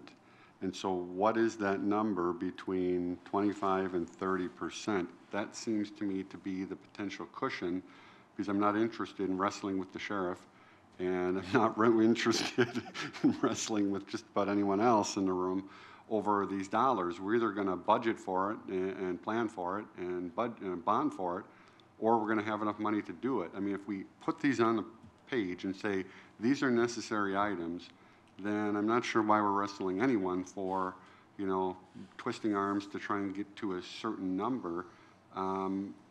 What is that number, that cushion? Is that cushion going to be there for us, or is this bond amount the wrong amount? Does it need to be 11 million, 12 million? I didn't hear what Scott said. I believe the 10 million will be adequate. We will look at the PSC report, which just came in. We will see where we can reduce the costs without reducing service. We will also look at some of these 2014 projects and see which ones we can use general fund dollars for. or defer to 2015. And I was kidding when I said about wrestling the sheriff. I'm not that stupid. So anyway, thanks. Supervisor Brinkman. Mr. Thompson, if you give this project a haircut and you get it down to 6 million, are you committed to going forward with it at that price? I mean, are we going to build this? And more importantly, are we going to do it right? I mean, we're not going to step over dollars to save nickels here, are we? That's not my style. We will do it right. This is a huge project. It's very important. We will not cut corners, but we will look at that cost estimate and see where and how we can reduce the estimate. But believe me, we will not cut corners on a public safety improvement project. One last thing, then I'm done. Could we please have that preliminary, their proposal? Can we have that available at the next public protection meeting so we can review it? Yes, sir. Thank you. Mm-hmm. Are there any other questions at this time? If there's no other questions, we will have a vote on this. Supervisor Hanson. I move to pass resolution. I didn't catch that.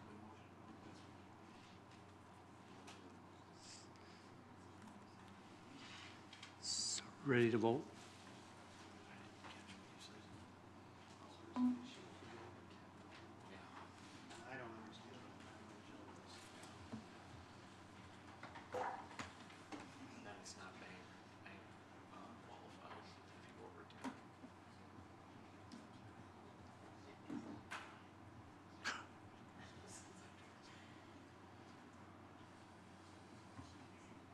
Thank you. We had a unanimous vote on that, so thank you, everyone.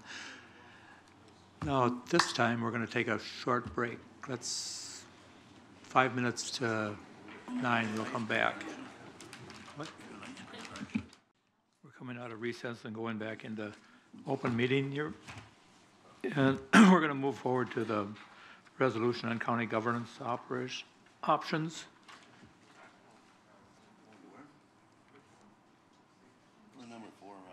Number 4.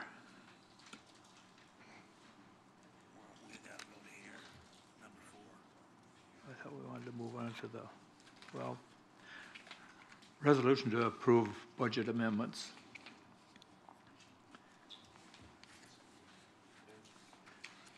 Yep. Item number 4 on your agenda. Yes. You want me to take that? Yes, please. All right. Before you, County Board Supervisors, you have a resolution which was approved by the Administration Committee, which details several budget amendments for the 2014 budget. Fred Johnson, the Health and Human Services Director, referred to a couple of them in his report. What I will do is run through these fairly quickly and then circle back if there are any questions.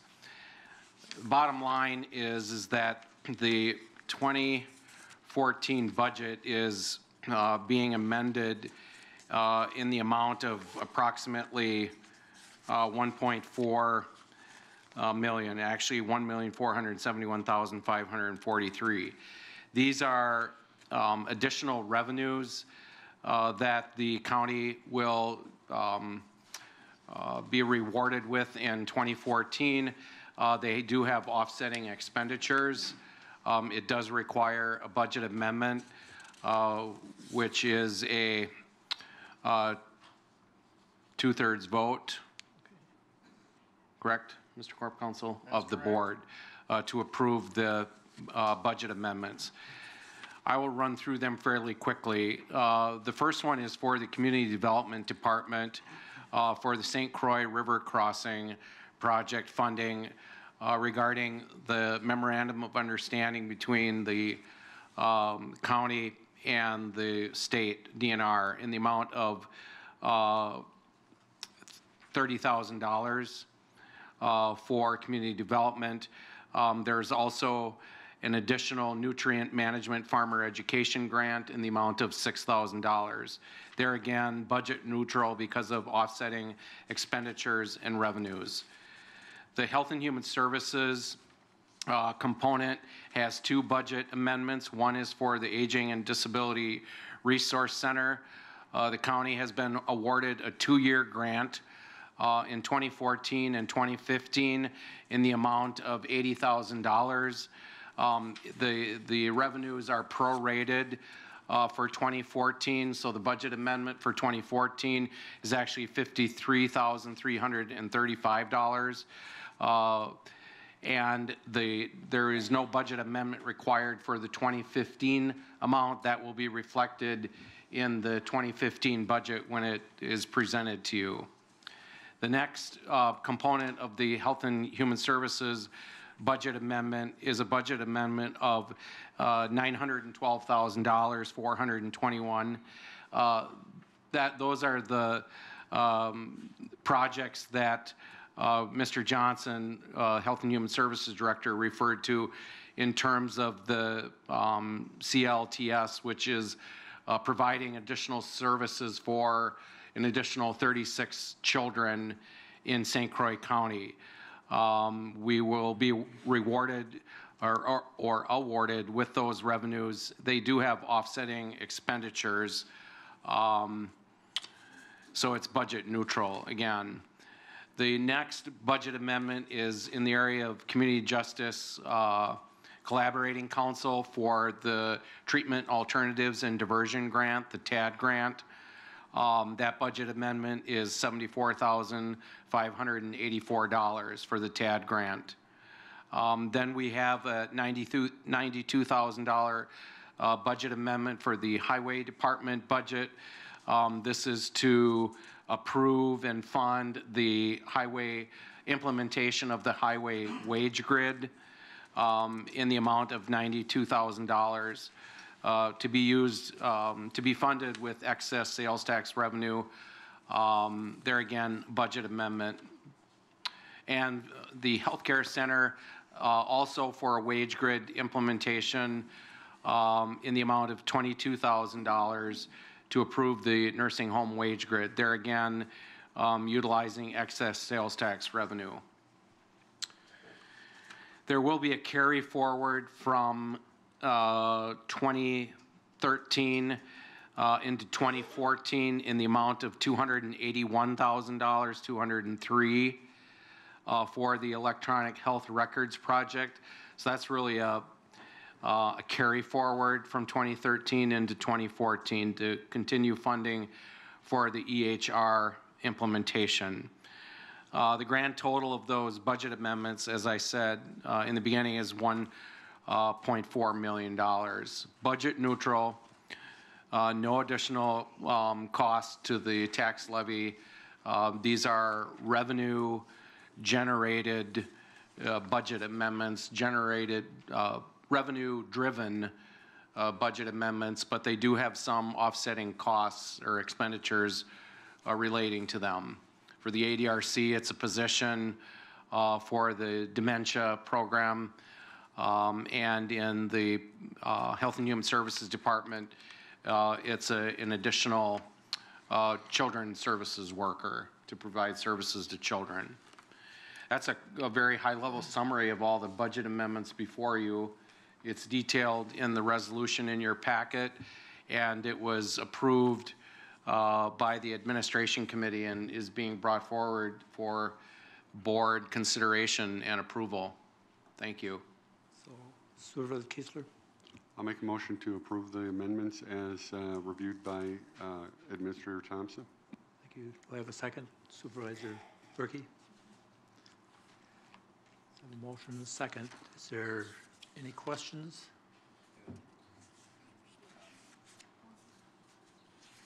Supervisor Osmus.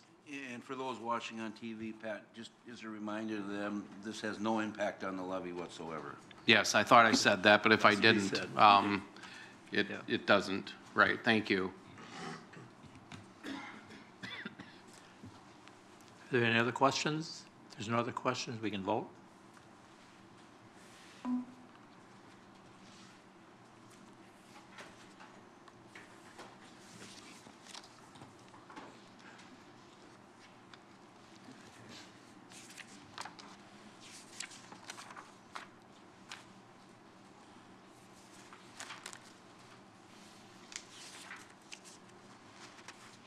It's unanimous with one missing. Thank you. We will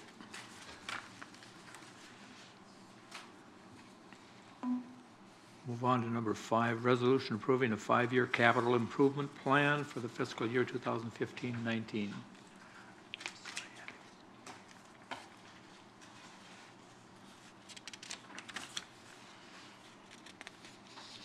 You want me to take that one, Roger? Yes, please. Okay, this is a resolution forwarded to the board from the Administration Committee. It's a resolution approving a 5-year capital improvement plan for fiscal years 2015 through 2019.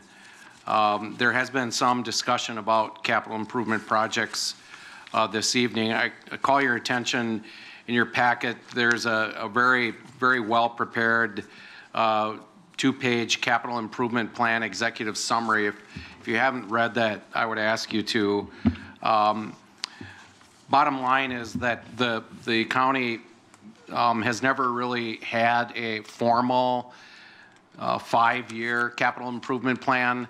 The past practice has been to budget annually for capital improvement items, and most of those approved projects, if they made it through the entire budget process, would be funded through the operating levy, and that's okay for a certain period of time, but eventually a county of the size of St. Croix County, with the infrastructure that we have and the facilities we have, the large law enforcement component of our operation, we need to make sure that we're projecting 5 years out in terms of capital planning.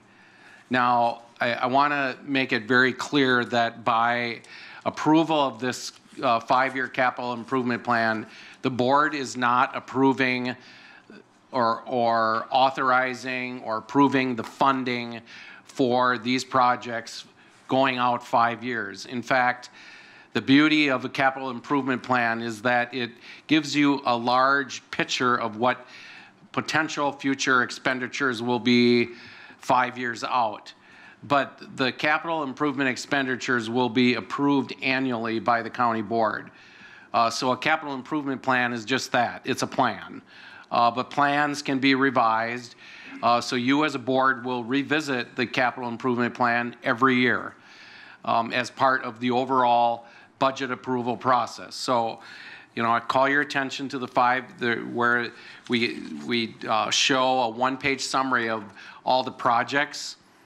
The grand total of those projects is about $7.4 million going out 5 years for all the capital improvement projects that have been identified. But for 2015, projects identified totaling $1.6 million. Those projects will come before you in the next few months as we start to put together our 2015 budget. This is a plan.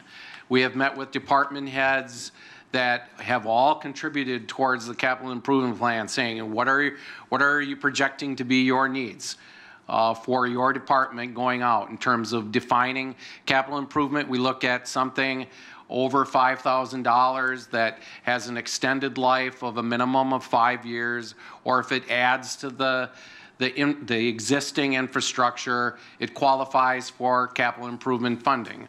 So we try to identify what those expenditures will be for 2015 and going out to 2019. So we show a budget projection of in 2015 of $1.6 million.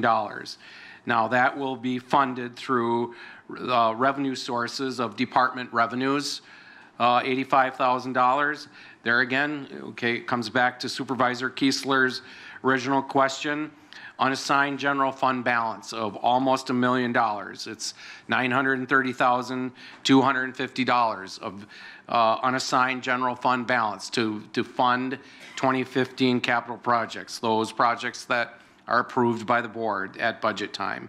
We assign no levy dollars to that. We show potential bonding and jail assessment fees, which would be applied towards 2015. And we go through each year projecting what potential future expenditures will be.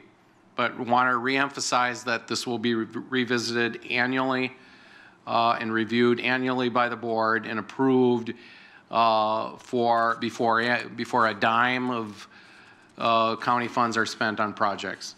This is a plan. It's never been done before. It's first time for St. Croix County, which is significant. Tabitha, did you want to add, say anything more about this? Nope. No? Okay, good. I need a motion to move this resolution forward. Supervisor Ring, motion. Second by Supervisor Schochner. Is there any discussion on this now? Supervisor Ring. I'd just like to say thank you to Pat. I think this is a very, very important document. It just gives us a planning tool to make decisions. I've felt sometimes in the past when you have to vote on something with a big dollar amount attached, that you wonder, okay, what's behind door number 2 and what's behind door number 3 and what's coming next week. I think this gives us that picture. The decisions are made annually every month. I do have one question for Pat. What will your process be to update it? Is that a once-a-year process with your staff then too? It will be ongoing. It will be continual. Because these projects are estimates. Once they become approved in the budget process, then the actual nuts and bolts work begins to get detailed cost estimates for those projects that are approved. So Tabitha, do you want to weigh in too? What I was going to add is the team that put this together is Tim Ramberg from our Highway Commissioner, Jim Ellsbury, Facilities Director, Jim Williams, Operations Manager for IT, myself, and Pat. Through the process, we identified forms. So there's a facilities form and there's an IT form. So if this, again, plans change, as departments have other needs or other things come up, we have a form. This same team will review and then make recommendations for the budget and adjustments to the plan. So we kind of have the next phase already identified. So this can be a fluid and ongoing. You'll see an updated version as we move forward. Thank you. Sure. Any other questions? Supervisor Osmus? Oh. So how did you determine which year in the 5-year plan certain projects would be considered? Well, it depends on the input from the department head as in terms of when some of these projects are going to come online.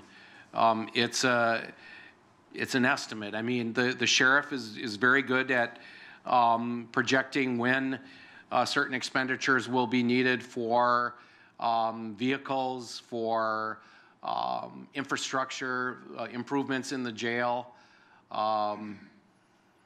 The highway department is extremely experienced in terms of long-range capital improvement planning. So it really, a lot of that comes from the department heads and from the capital improvement team.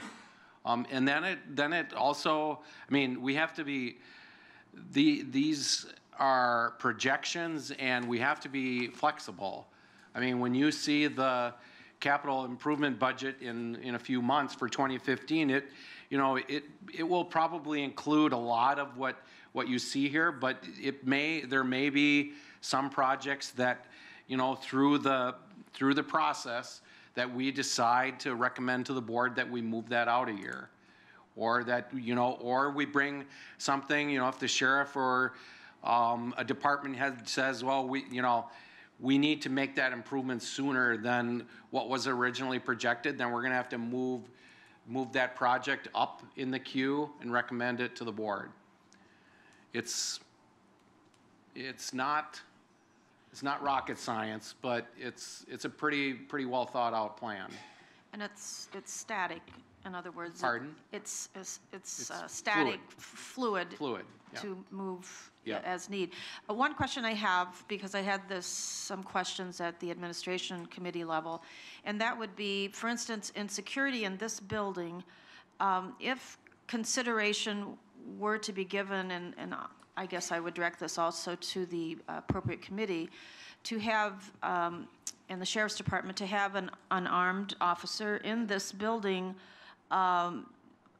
patrolling perhaps is a strong term, but to have a presence in this building on each of the floors so that there is a greater sense of security for employees and people that come into the building.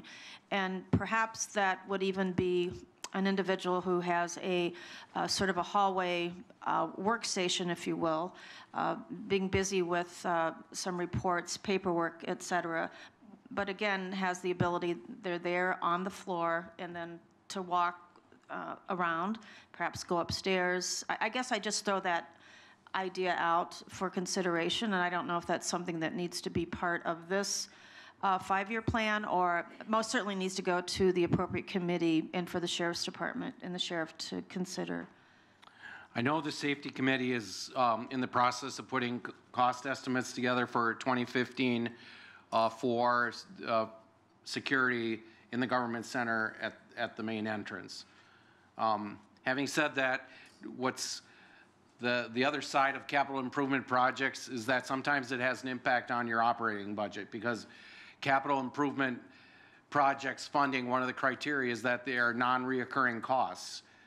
They're infrastructure, they're one-time costs. I a lot of capital improvement projects have an impact on your operating budget, but we'll put that all together when we put the plan in. Yep. Supervisor Keesler. Pat, I don't know if this is for you or Jim Ellsbury, but I noticed in here we don't have any acknowledgement of the handicap accessibility at the front door. It's at the door itself, and I know that we have individuals that are handicapped coming in all the time in wheelchairs, particularly to the ADRC committee meetings, where they have to very awkwardly get in. I believe they need to be on posts further away from the door so that we don't run into that kind of a problem. I don't know what the cost of that is, but I don't see it outlined anywhere in here. So, you know, if we could get a Supervisor Osnes. Are we talking about, you know, a few dollars? Are we talking about hundreds of thousands to make that happen? Jim Ellsbury's here. It has been brought forward from Supervisor Osnes as a recommendation that we do exactly what you just described, Supervisor Keesler, sorry, and Mr. Ellsbury is on top of that one. Next to it anyway. Okay. Ceiling's up above that one. All right. I am getting quotes from several vendors. I didn't want to just give it to one, you know, the first bidder. I am getting quotes. I'm working on that. Within the next week, we should have all the numbers together, and then I can give you an answer as far as cost. But Supervisor Osnes did bring it to our attention. It's something we noticed, and you're right, it's not the best case scenario out there. So good point and good catch. Sure, thank you. Supervisor Osnes. Pat, I'm wondering, would it be okay if we have Tim come up and kind of explain how the highway department's done their 5 or 6 year program? Because I think it might help some of the supervisors here as to kind of questioning how we're getting to some of these numbers. And Tim, be reminded that you and Mr. Peterson and I still have a 3-hour drive to the Dells when we get done here. Yeah, come on up, Tim. Thank you. I've gotten a big kick out of this. You know, we do this a lot at the highway department, and there's a lot of ooh-ah moments with it, and I'd just like to bring out a couple important points. Government usually doesn't use depreciation, but we do, and we've gotten a lot of mileage out of that, and we've used it as a tool, and it's a great tool. Most people think it's a tax thing, and we don't pay taxes, so you don't have to use it. Well, I went to a conference down in Louisiana, they had a new phenomenon. You get the accountants together with the engineers and use depreciation. What a phenomenon. But guess what? Our depreciation is 1.6 million per year. And if you use that as your tool, guess what we got? 1.6 in here. So Utopia is 1.6 million all 5 years. And if you build it backwards, then you group it, and that's what we basically did. And now the work begins. You get the philosophy out there, and then you use the depreciation to move forward on it. And then if you look at page 2, I think it is, identifying the proposed capital projects, there's quite a bit of interesting information in there, and that's where you get into the differences between depreciable life, functional life, and useful life. And to me, that's the key as you move forward. And at the Highway Department, we speak to the operators and everybody that uses it and the department heads. And then that's where you change it as you move. Every year, you modify it as you ratchet it forward. So it's exciting to me. But I just want to thank you for sharing it. But we do. We have a machinery fixed asset management team at the state level that sets our rates for all 72 counties that we shall charge projects. And then we also have one at the St. Croix County Highway Department. I think we're one of the few in the state that do that, if not the only one. And then we cuss and discuss every year for several meetings as we move forward. So now the work begins. And you're right, you know, we can do that as we go, but we'll punch each other in the nose and buy each other beer. So I just wanted to share that this is a philosophy as we move forward. So please do look at the words and how we go about this, and I think we'll be well served. Thank you. Thank you, Tim. Thank you, Tim. And thank you to the rest of the team that worked on this. Tim and Jim Williams and Tabitha, I appreciate it. It was very good. Thanks. Is there any other questions? If not, we have that resolution on the floor. Travis, could you put your second in, please? Excuse me?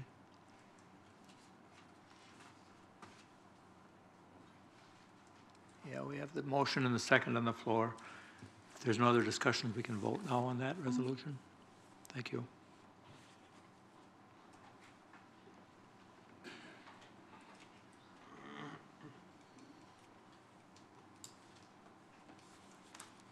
It was unanimous. Thank you.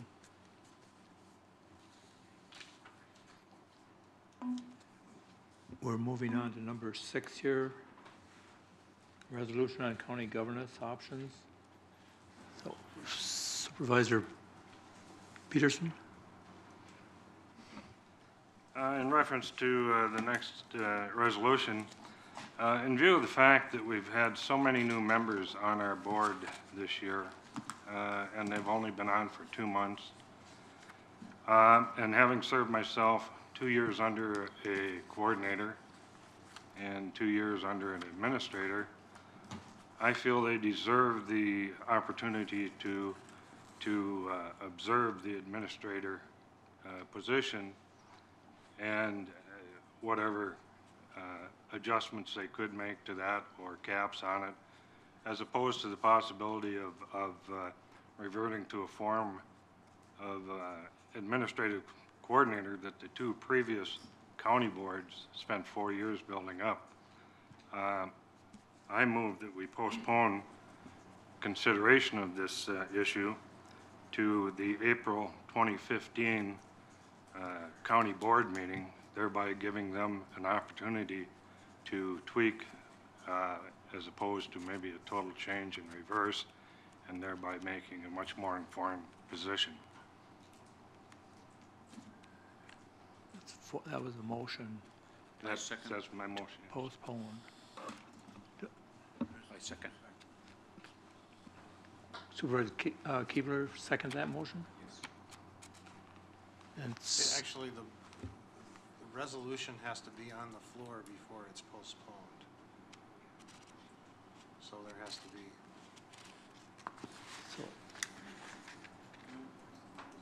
So what you're saying is The resolution has to be on the floor before there's a motion to postpone the resolution. it has to be a motion. Well, the motion was. What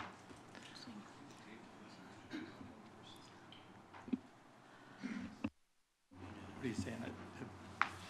The resolution has to be on the floor before it can be postponed. How do they do that? They move and second to adopt the resolution. Okay, And then the motion for postponement. okay. Supervisor Troutner? Do I have a second to that motion? Supervisor I would second Berkey. that motion to bring the resolution to the floor. Okay. So Supervisor Peterson? And I restate my proposal to postpone action on this resolution until the April 2015 County Board meeting for reasons previously stated. And I second that motion. You second that? So it's a motion made and seconded. Supervisor Hanson? Point of order.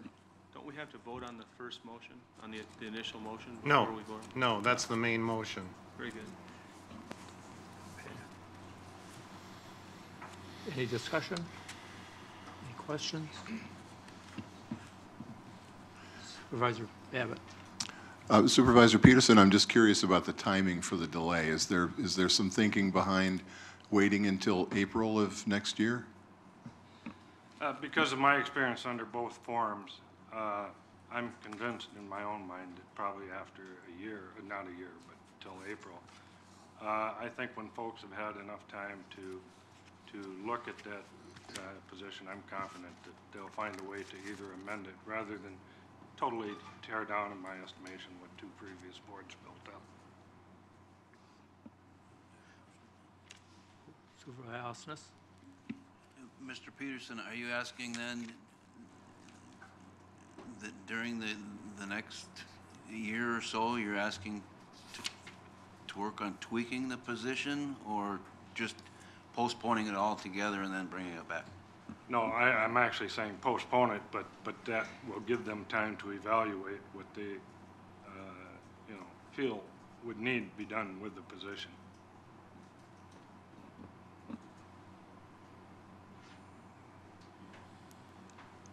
Supervisor Peavy? I want to follow up on Supervisor Peterson's ideas. I too served 2 terms under the administrative coordinator and 1 term under administration. And the administrative coordinator title was very difficult to work under. And I agree with Mr. Peterson that if the whole board would spend a year working under the administrator position, I think it would be good information, and people would have a better understanding of how the board operates and the system operates. And follow up, I think there could be some, and I will follow up, there were tweaking done during that year, or at least ideas, and then a year, after everybody served a year, we could revisit this. So I would follow up and support Mr. Peterson's idea to postpone an action for a year. Thank you. Supervisor Keesler? And I would just ask the body, particularly those who have been recently elected, if that's what they believe they were elected to do, was to study it for a year and then come to some conclusion, or to take action in a more timely manner and then move on with the bylaws one way or another. And so I guess I throw it back to, it's more of a rhetorical question, I guess, for those newly elected, if they believe that's why they were elected. I think there were certain hot button issues, including the nursing home, the ag center, pay for performance, and our form of governance, were the 4 that I was most keenly aware of, and I am aware that a number of individuals ran on that type of a platform. So if they feel that they were elected and they were elected to simply study it for a year, then they should vote in favor of the table or postponement to April of next year.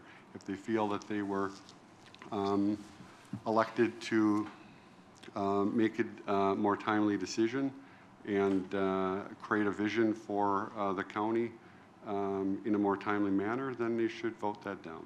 Thanks. Supervisor Novotny? Yes. I agree with Supervisor Kiesler. I was recently elected, and it was very clear to me what the voters in my district wanted. And they wanted some form of activity where we made some changes. They didn't like what the status quo was. Again, it was the nursing home, the ag center, the farmland sale. A lot of these really rankled the citizens in my district. And I'm not willing to give up any activity on this for another year.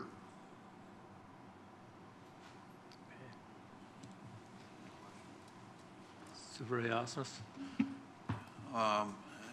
Mr. Peterson, Mr. Peavy, and Roger and I, we're the only 4 left on the committee, or on this board right now, that have served under an administrator and a coordinator.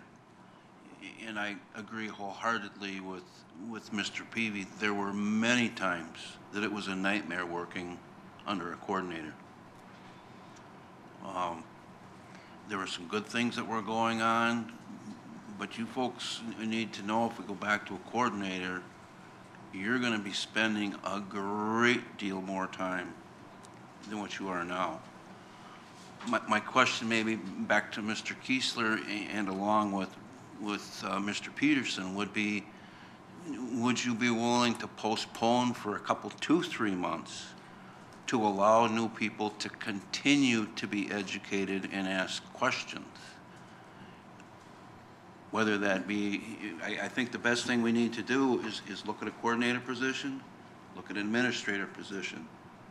But as we look at the administrator position, we need to take the human factor out of that and look at both positions that way. Would you be willing to do something like that? Supervisor Kiesler? From my standpoint, it's not black or white. I am interested in changing what we currently have, because I think what we currently have has created some concerns that I've already addressed. I think adequately, if anyone's reviewed the admin committee that lasted 4.5 hours a few weeks ago. And so rather than regurgitate that, I'll simply say that I believe we need to find a middle ground. There are those supervisors that I understand are interested in an administrator and may be willing to look at it at an administrator with, I've heard the term tighter leash.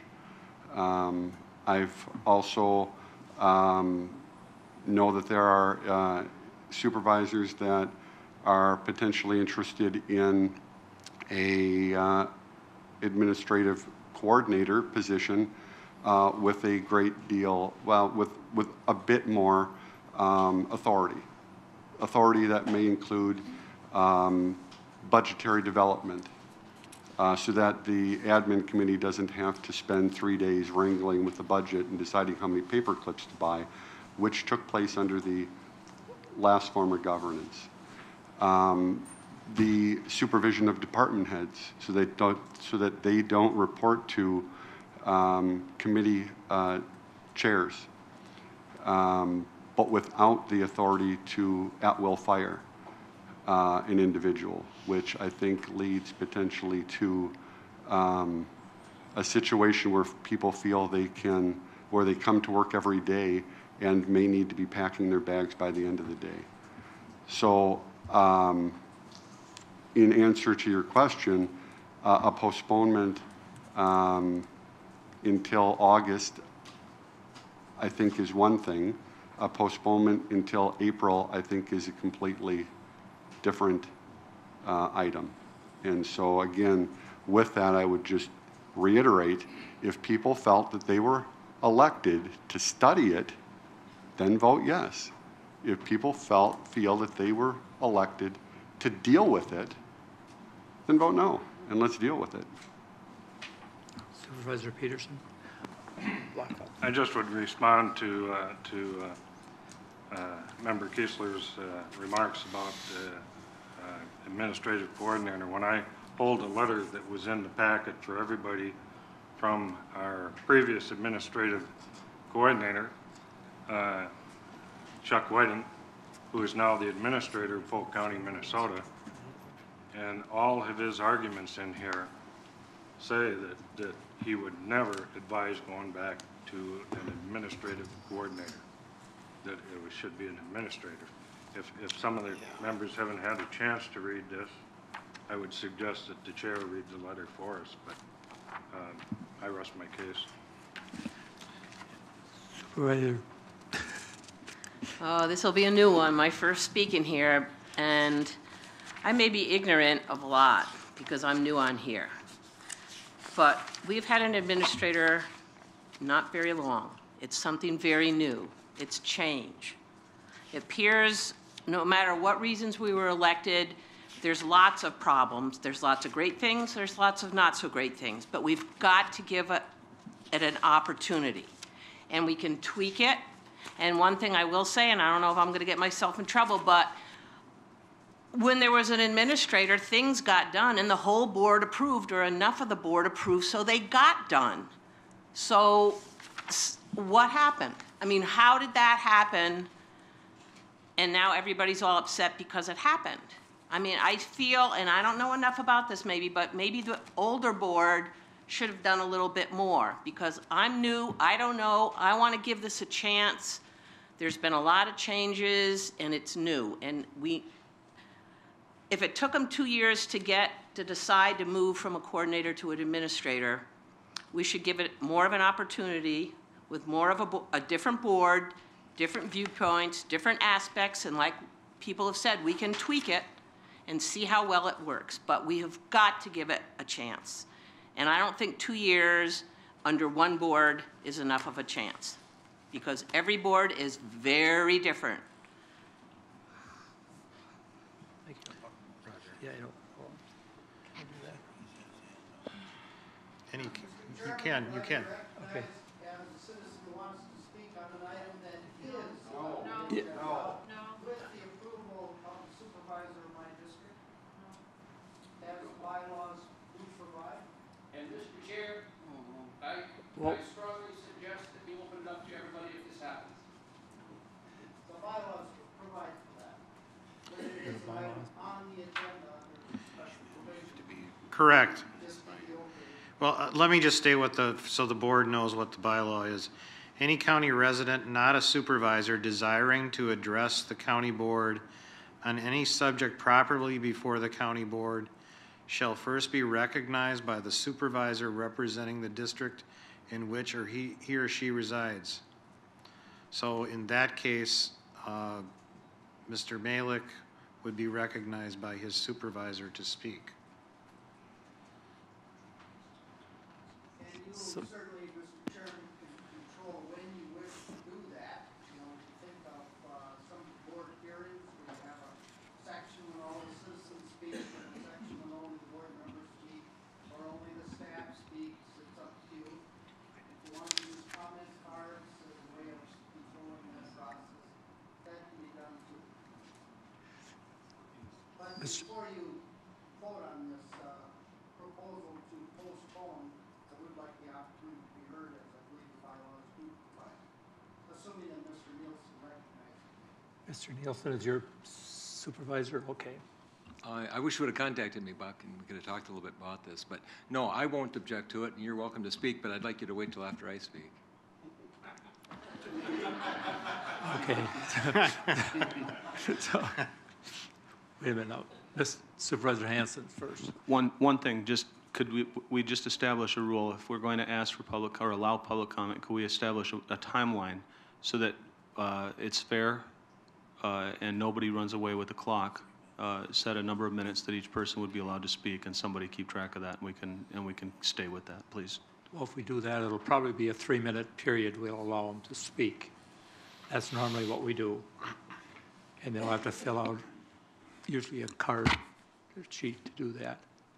But even with the supervisor's approval. Supervisor Nielsen. By now, it should be clear to everyone what this resolution is about. the new administration committee spent most of their time on this issue from the very first meeting. You talk about being timely and that you don't want to wait a year. My word, that's all you guys spent your time on for the first 2 meetings. In committee, there was little talk of the merits of the 2 types of county governance. Instead, most of the conversation in committee concerned the perceived failings of this administrator. This administrator has been repeatedly accused at these meetings of taking actions unilaterally on some very important issues. None of this is true, and if the previous county board chairman was asked to address this body, he would tell you this. These statements, to my knowledge, have little or no basis in fact. Further, no experts were brought in to discuss the merits of each type of county governance for a county this size and this fast growing. The Hudson Star Observer understands what is going on. They covered the administrative committee meeting on May 21st and reported it with the headline, "Battle Lines Drawn on County Position." And thank you to the Star Observer for covering the proceedings of the county board and the administrative committee. For anyone voting today for the county coordinator form of governance, should you feel obligated to present some evidence that this will be good for our county? 3 short years ago, both county employees and board supervisors saw the need for a full-time administrator, and the board then voted unanimously for the change. Do all of you newly elected board members think you know better than your predecessors on the board, and that you know better than the managers within the county that have worked under both forms of governance and prefer the county administrator? If this board determines that our administrator has failed in his position, there is a process in place of formal review whereby the administrator can be terminated. The process is clearly defined. It is fair for all parties. It is honorable, respectful, and professional. What we are engaging in today is none of these. If this change goes forward, besides the injustice of Pat Thompson, we will be creating chaos within our county and we'll be opening ourselves up to litigation for wrongful termination. One final thought. To preserve the integrity of this body, it would be appropriate that anyone who was an employee of this county or has a family member who was or is employed by this county to abstain from voting on this resolution. Supervisor Schottler.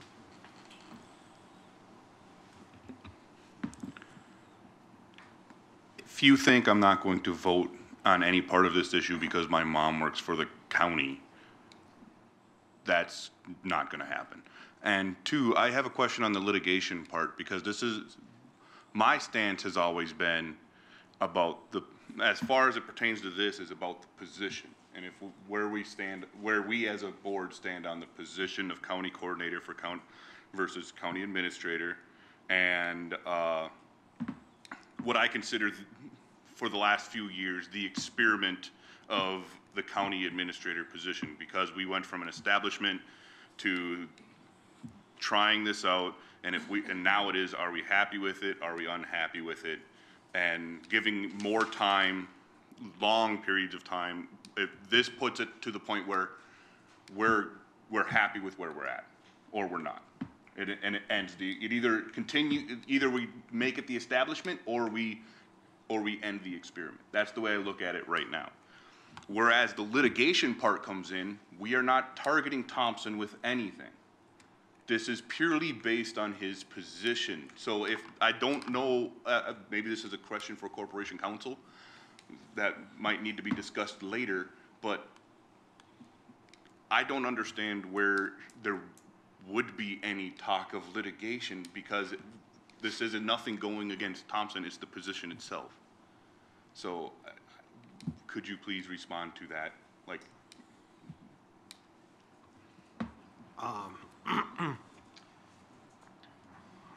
the employment agreement with Mr. Thompson agrees to employ him as an administrator. It does not state anything about administrative coordinator, so it could very well be viewed as a breach of the employment contract if he were not employed as administrator. And I don't really want to elaborate any further unless I'm pressed, but the contract says the county agrees to employ him as an administrator. Supervisor Ring.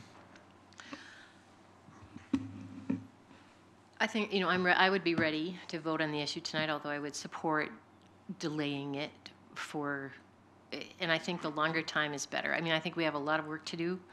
But I have a question about what, from the administration committee, there's not a recommendation in there. Could that seems unusual to me. So what, was there not agreement?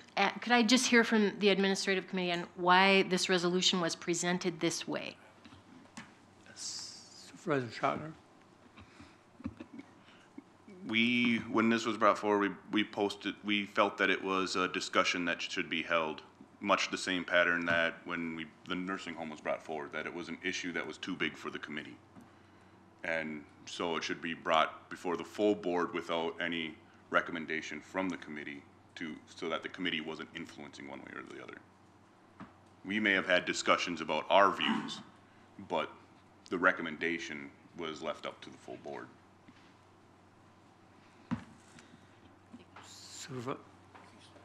Supervisor Nelson. I have a quick question. What do you mean by tweaking it? It's tweaking, here's a job title, whatever, tweaking it, I don't understand. Pull the reins in? Things like that. That's ambiguous language to me, things like that. And I wouldn't really underestimate, because we're just on the board, our knowledge of what's been going on, because we've been following county stuff for a long time. So the thing is, it's just like taking a fireman to his first fire. He's probably done it before. Supervisor Babbitt. Two brief comments. I agree with Supervisor Nelson about the position that the new members of the board are in. My understanding has been whether we are fully prepared or not fully prepared, we are voting board members now.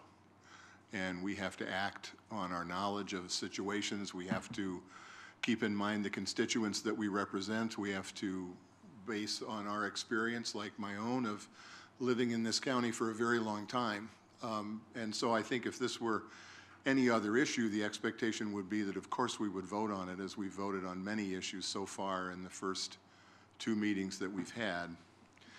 Secondly, I don't know quite where this fits in, because I know we have a number of issues before us at the moment, but I did have a amendment to propose to the original resolution, which to at least some extent gets the conversation started about potentially changing the relationship between the board and the county administrator, as has been discussed.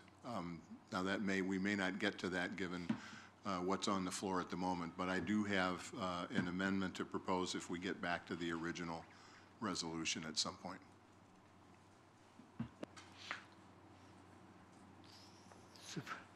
Supervisor Keebler. It's my understanding that in order for anything to take effect, were this to even change to an administrative coordinator, it would require a 2/3 vote to change the bylaws.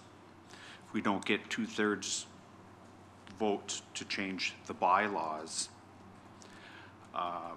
what do we do? And that's more of a, I guess, a question to Corp Council.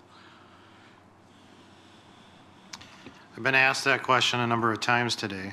My opinion is that the vote to change to an administrator and to change from an administrator is a majority of the quorum present.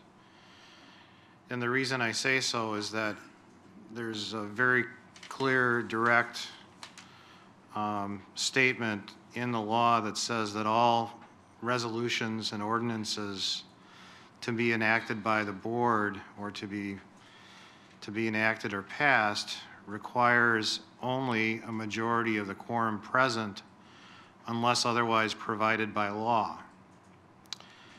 The possible action this evening would be to change to an administrative coordinator. That rule or that action is not swallowed, in my opinion, by the rules and bylaws. The rules and bylaws are dependent upon which form of government the county chooses. So in the event that the action were to be to change back to an administrative coordinator, some of the rules in the bylaws would not be legally operative anymore and would need to be changed to be consistent with an administrative coordinator system of government. The rules and bylaws did not create the administrator system. It was created by another resolution. It's the way I look at it from my standpoint is that the rules and bylaws are subservient to the form of government that the county chooses. Supervisor Novotny? My biggest concern is not that we act on this decision tonight, but my concern is giving up the opportunity to do it for another year. We have to have some dialogue on this. And I just don't like slamming the door on this and locking it for 12 months. Okay. Supervisor Rain? You know, in response to that, I think the question was, do we just not have any conversation until April? I don't think that's the case. I think it's a great opportunity. Use this time to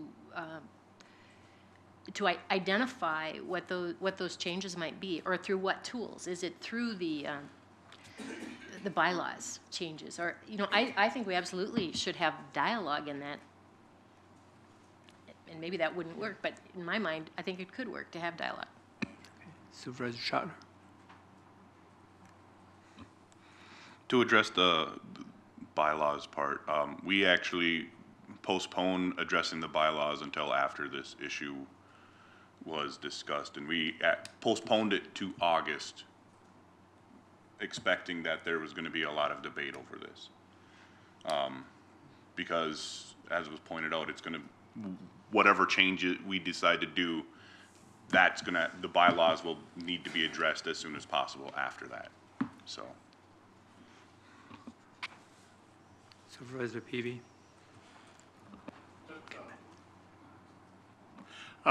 Question and an answer.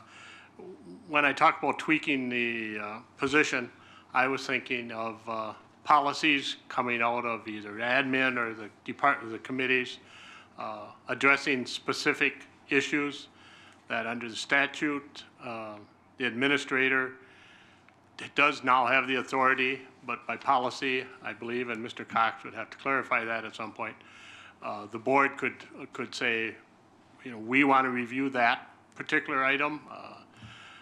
In my case, it's always been the Ag Center, where we could, by policy, say that, and I'll just throw out a wild idea, any movement of positions has to be approved by the administrative committee or the home committee. Something like that is what I was thinking of by doing the position. My other question is a follow-up on the supervisor's comments of abstaining if you had an employee working for the county. You have a mother, I have a daughter-in-law. Is that considered a conflict of interest? And that is a question for Mr. Cox directly. Well, I'll let Corp Counsel answer that, but we should really be sticking to the motion on the floor, which is to postpone, so we should be talking about that more than some of these other issues. So I'll let Corp Counsel answer that, but then I'm going to refrain from that.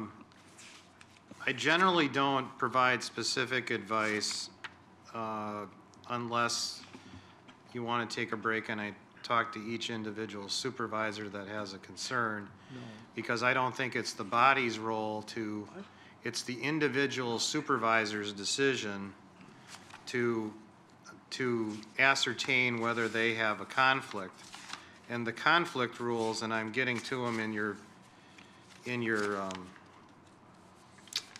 the board rules here.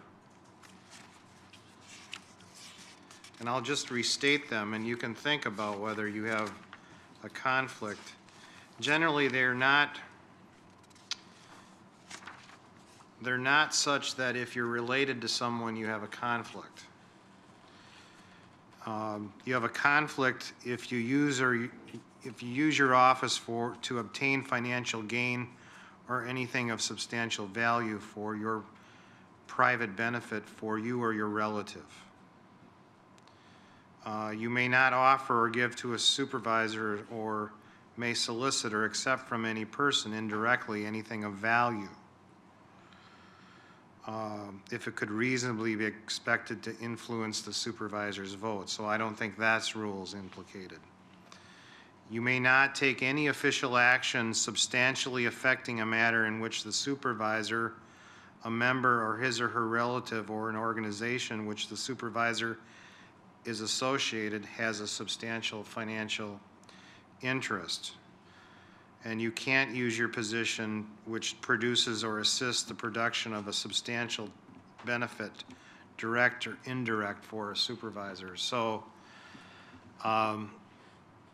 without providing kind of specific advice to each person, there would have to be some sort of proof that you had a substantial, there's a substantial benefit derived from this decision. The fact that you're related to someone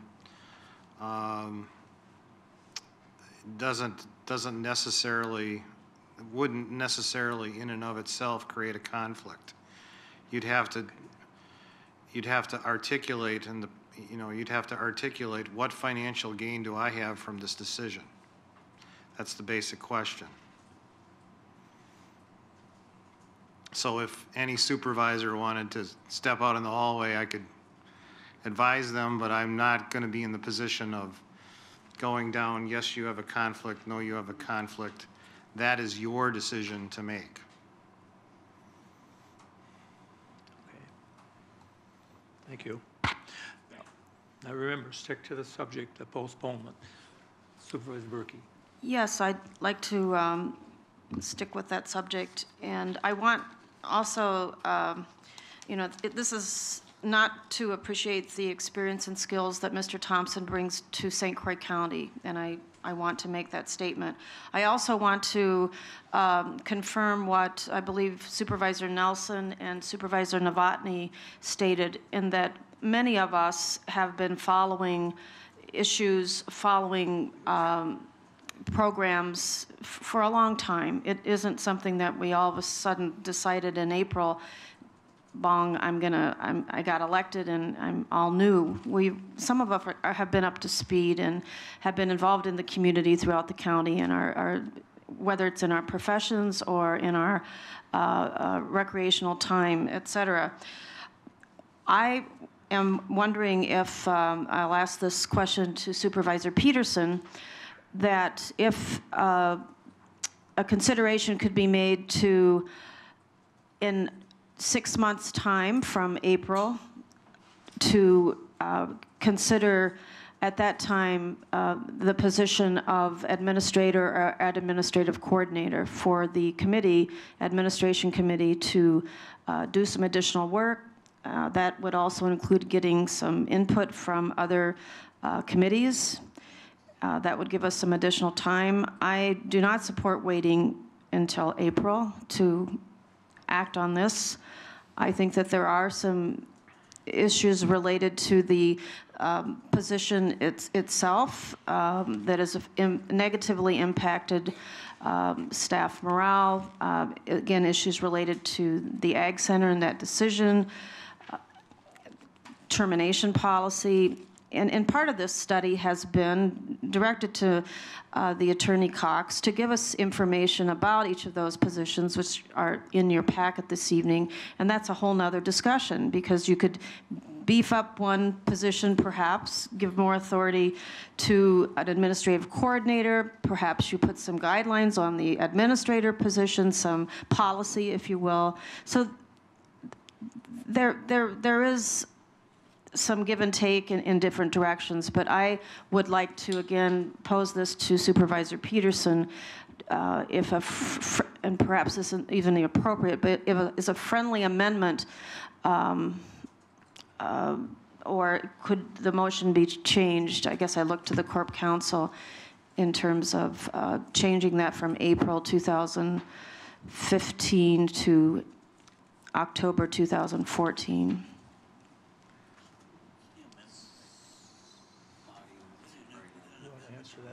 I don't know that you can amend a motion to Postpone.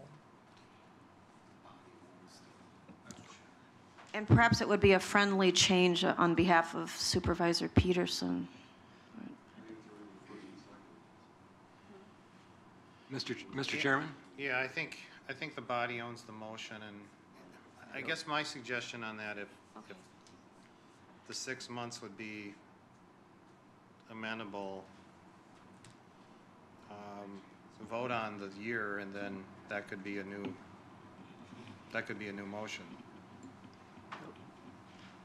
Supervisor Kiesler. I have 3 comments. One is, I would love to hear from the public. My out of order no wasn't to restrict Supervisor Kiesler. either Address James, the chair. I'm sorry, either James Mayer or Buck Malik. It was to first hear from the board members before we heard from the public. That's number one. Number two, in terms of Supervisor Ring's question of why no recommendation, it was out of respect for this board that we came with no recommendation, with no bias, with no prejudgment, that folks here could openly and honestly debate the topic and not rely on someone's recommendation. I was adamant that we should move in that direction. Sorry, but I was trying to respond to her question. And then to the lastly, people say, well, you've been around 4 years, you've been around 6 years, you've been around 8 years. I've been around 27 years, okay? And so in terms of what governance is most effective, we had an administrative coordinator for over 20 years. A decade was very effective in the 90s. A decade after 2000 was less effective. And so then we changed. So can an administrative coordinator work? Yeah, I've seen it work, and I've seen it work effectively as an employee, and I felt very supported, quite frankly, by that form of governance. And so we're faced with that today, but it's as if this just came upon us. It's not about the person, it's about the form of governance. I don't know why people want to make this personal. It's not personal. This is simply and solely about how much power do we want in one individual's hands. That's it. It's that simple. It's no more than that. And so as you move forward, I would ask that you try to not make it personal. Keep it about the position. Keep it about how much power do you want in one individual's hands versus how much power do you want in committees, or how much power do you want in a hybrid kind of system. It's not black and white. There is a middle ground there. Can I correct myself? Yes. I indicated that you could not amend a motion to postpone, but you can amend it as to the time in which it's to be postponed. So if Supervisor Berkey wanted to amend this motion to suggest or to offer the October board meeting versus the April board meeting, that would be in order. I would move to do that, Chairman Larson. Mr. Chairman? Yes, Supervisor Nielsen. No expert on Robert's Rules of Order, but it's my understanding that a friendly amendment, which is Supervisor Berkey's suggestion, can be made and become part of the motion if it is accepted by the individual making the motion and the person that seconded it without a vote. The direction we're going in now, I think the amendment to the amendment would require a vote. Is that? That's correct, but once it's stated, I don't think it can be a friendly amendment. I think the preferred course would be to amend the motion to postpone rather than the friendly amendment. Okay, right. I'll see if I can give it a shot then, Mr. Cox. And with all due respect, ma'am, I would amend that, Wait a minute. I made an amendment. We have an I amendment made a on the motion. floor, But we don't have a second. I'll second. Okay. We're looking for a second. Okay. We're looking for a second on the amendment to go to. I just gave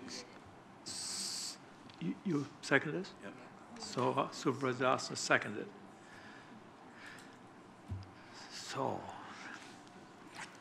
we've got, wait a minute. I will. We have a motion and seconded to change the date. Just want to get everything straight. So now we can have some discussion on that. Supervisor Brinkman. A question for the dumb farm kid here, or from the dumb farm kid. Okay, so if we vote on this and we vote no, we don't want to change it to October, then do we go back to voting on if we change it out a year to April? Yes. Yes. Yes. Thank you. Supervisor Brink. I'll be right back. Just a thought on the April with, that's just budget month, those meeting, I mean, that's a, what did I say, November? I'm sorry. Oops, I meant the October, the amendment. I just think the budget, there's an awful lot of work. That's when we have that discussion, is it not? I just wonder, I have a question about if that's the right month. Supervisor Abbott. Oh, Just very briefly, Chair Larson, to reiterate Supervisor Kiesler's comment, I think we do have a member of the public who was approved to speak. Right. By Supervisor Kiesler, so I'm not sure, or Supervisor Nielsen, so I'm not sure where that fits in the order of what we're supposed to be dealing with now, but I wanted to remind the Chair that we do have a public I'm aware member of that, approved. Mr. Chairman? Supervisor Nielsen. I don't mind if Buck wants to speak now, it's fine. I think Buck wanted to speak to the motion, and right now we're discussing an amendment, but, I'm flexible, whatever works. And he'll have to speak on the motion on the floor. So I'm all right to do that, no complaint. Mr. Malik, if you want the floor, you have 3 minutes, but you have to speak on the motion on the floor. And that's to postpone till. Of course, I wouldn't be the only member of the public Do you have offered members? that opportunity. Right. Any other member of the public who wants to speak to the proposal to postpone until October should be Right, given that's that it. same opportunity. It seems to me you've got missing one very important person today, Mr. Schoberg, who's been studying this topic and brings appropriate legal expertise to the matter, and is a newly elected member, and so recognizes the errors of the past in ways that a number of you newly elected members do. And I think if you didn't at least postpone it a month until he could be here, that would seem to be a mistake. Does it really need to be said that during the time of any postponement, you would exert your best possible efforts to make use of the administrator you now have? You would give him the directions of what it is you want. You want to be turning dirt on a nursing home before your term is over, don't you? I mean, all this folderol about how we organize our government and stuff is really secondary to getting down to the specifics. And that's what I would urge you to get on. I did warn you this could be frustrating, didn't I? And it will be frustrating, but a few things ought to be pretty clear. You want tighter control than the previous administration committee gave over your administrator in a certain few things. And one of them might be that no employee gets a warning unless it's been vetted through the administration committee. Nobody gets a raise unless it's been vetted through the administration committee. No property of the county gets listed for sale unless it's been vetted through the administration committee. And if it gets to the administration committee, then it's within the power of that committee to get it to the full board. And quite frankly, I would predict that if you can just agree on what it is you want to more tightly control, you won't have any trouble from that guy saying that he'll do it. I do believe he values his job, and he doesn't want to be fighting over, is there a breach of my contract or is there not a breach of my contract, and, you know, are we going to litigate this for 2 or 3 years? Have I used up 3 minutes already? No, but you're getting off the subject, Mr. Malik. I think we have to stick Well, to the that's subject of why you ought to postponing. That's what I'm postpone getting it, at. And postpone it and use the time wisely to put in the controls you want, that we want, that the citizens want. Thank Okay. you for your attention. Thank you. Now, if there's someone else who wants to talk, they have to get with their supervisor. Yes, Mr. Chairman, the supervisor is not here. He's not here, so And then, therefore, I can't. the chair can make a rule, and Can't- if the, excuse me, if the you board wishes to overrule that, they can. Nope. That's in bylaws. Okay, you tell me if we can do it. Just wait a minute. Can the entire board overrule that?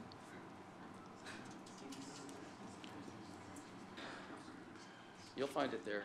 Mr. Chairman, I can vouch for James. He can move to District 12 for 3 minutes. That's fine. I'll Let him also speak. vouch for James, Mayor. I would suggest, since his supervisor Isn't here to allow him to do it? to allow him to do it. Okay, I don't have a problem with it as long as you stick to the motion on the floor, which is. Understood, Mr. Chair. Okay.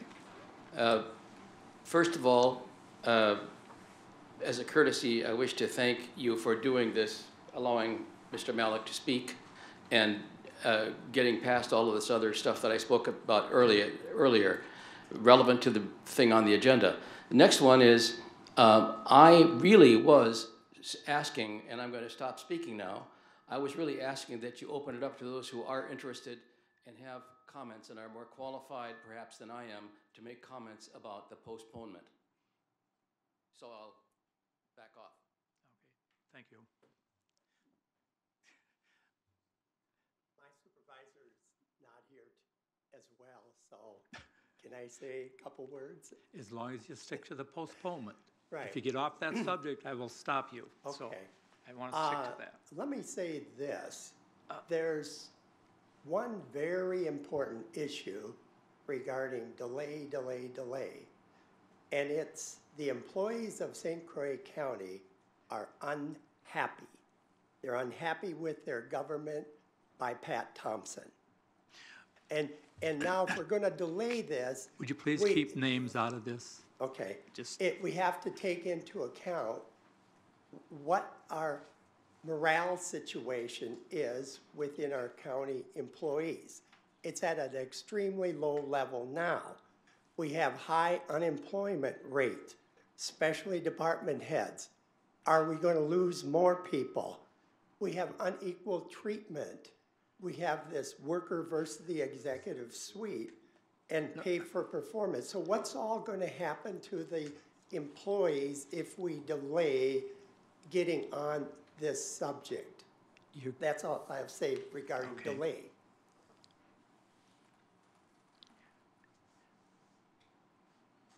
Anybody else from the public that wants to speak while we're on this now?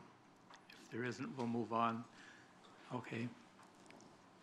We have a motion, an amendment motion on the floor to go to October. Is there any other Supervisor Austin? Don't give me that look, Mr. Chair. A question to you, madam. Your amendment is to postpone until October, correct? October. Or October. October. I'm open to November if that's, but I chose that because it was 6 months out, and I felt that seemed reasonable. And with that, I would agree with the October, and I'm wondering if I can make an amendment to the amendment. Just simply that we send the resolution back to the administration committee for them to work on and bring that back in October with an amendment or some type of an agreement like we did with the nursing home. If you want us to move forward with an administrator, give us a simple paragraph underneath that, why that's gonna work, or the option of a coordinator. And Travis, I think you know where I'm going with that. I guess I don't And I know. think that would give you guys time to look at it. It would give everybody else time to educate themselves. Having made the motion or the amendment, doesn't it automatically go back to the administration committee? Because the resolution came from the administration committee. It doesn't automatically go back, but it doesn't prevent the administration committee from considering the topic in the meantime. So while I don't think you can make that amendment to the amendment to postpone. We got too many amendments. I think the committee would get your gist of what you want. So Supervisor Brinkman. Do we meet in October? And I'm not saying that to be a smarty pants. I'm saying, listen, when she said, well, I'll move it to November. November is 8 hours of budgeting, and no, I'm against moving it to November. But I know that we have a committee of the whole meeting towards the end of October where the budget is first presented to us. Do we have a regular scheduled board meeting in October? Yes, we do. Okay.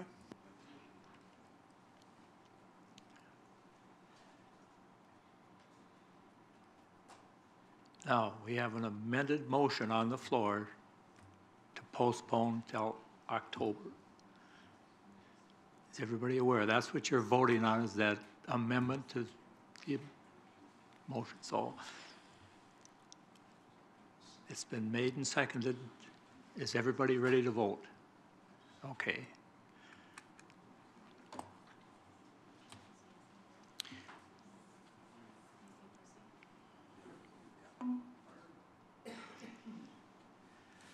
I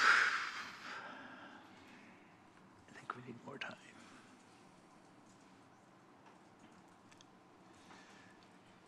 Help me count. Okay.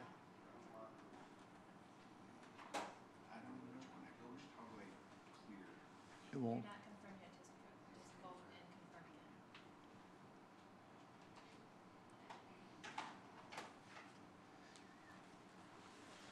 One, 2, 3, 4, 5, 6, 7 no's. 11 to 7. Huh? Passed. 11 to 7 passes. It passed. It passed, yes, it passed the way it, so it will be postponed until October. No, we gotta meet. Oh, now we have to go back to, Now you have to vote on the motion to postpone that has been amended to Okay. postpone until the October board meeting. okay. So now we have to, on the original motion.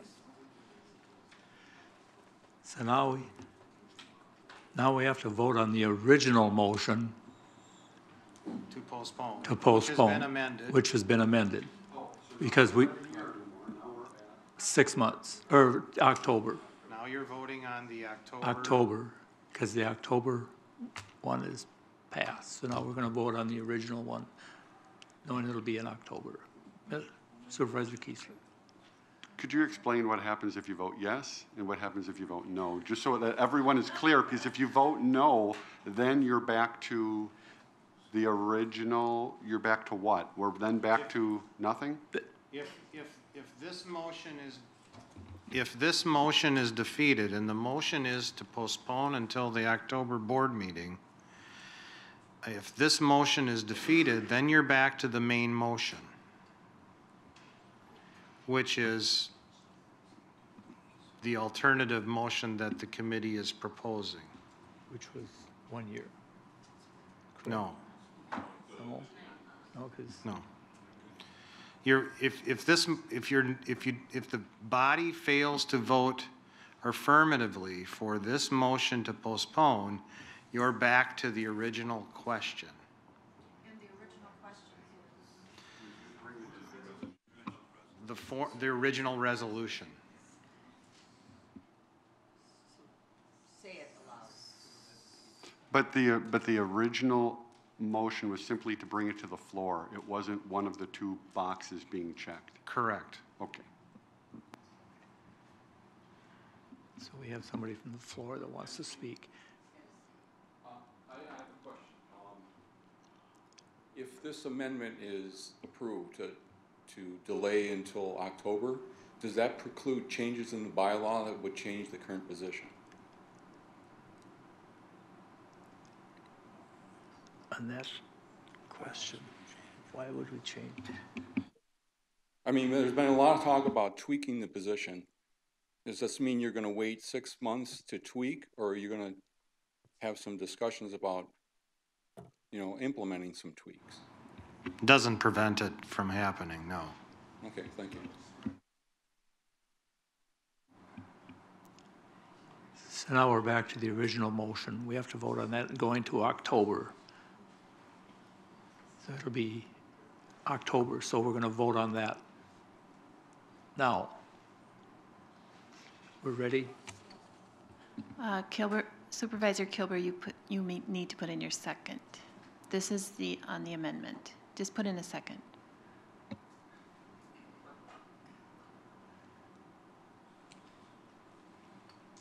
Okay. And now we're ready to vote. To the amendment. Now it'll be amended. Instead, it won't be a year, it'll be till October. So everybody understand that? Okay. So everybody's ready to vote? Vote.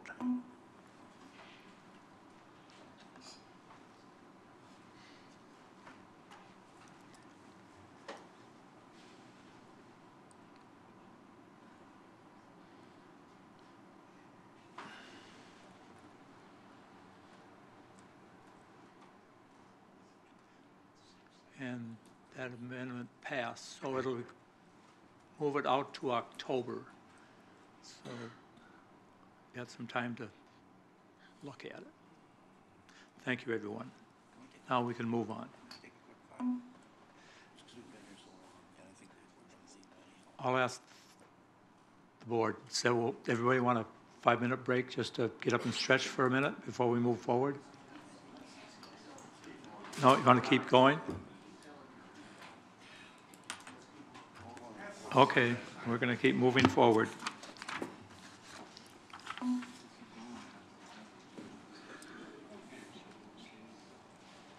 Our next.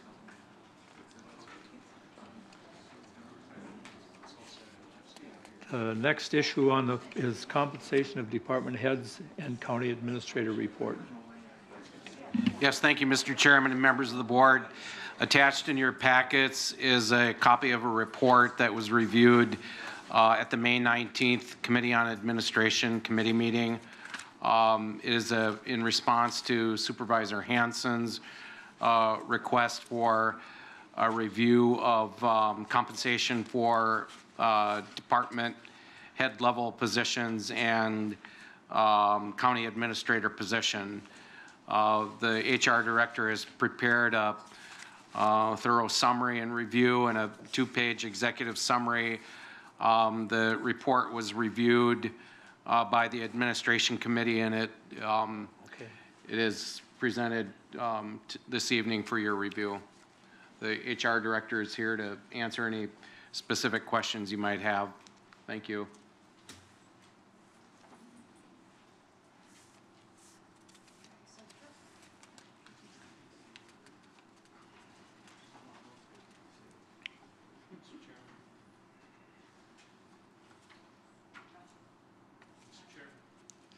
Supervisor Hansen.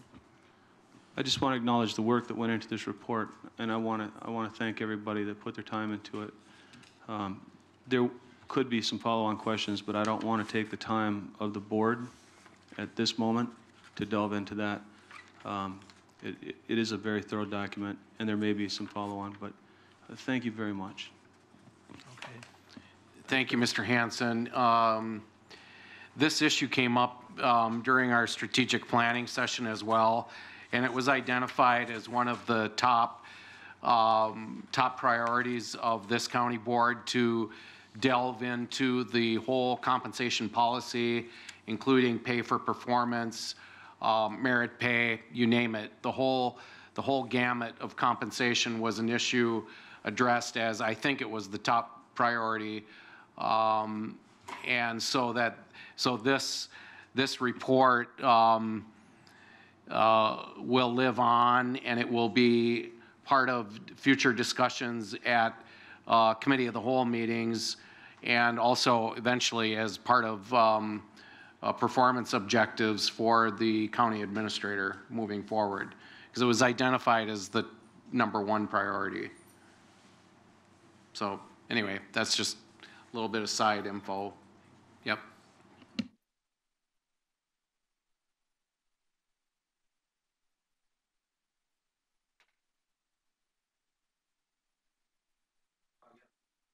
Okay.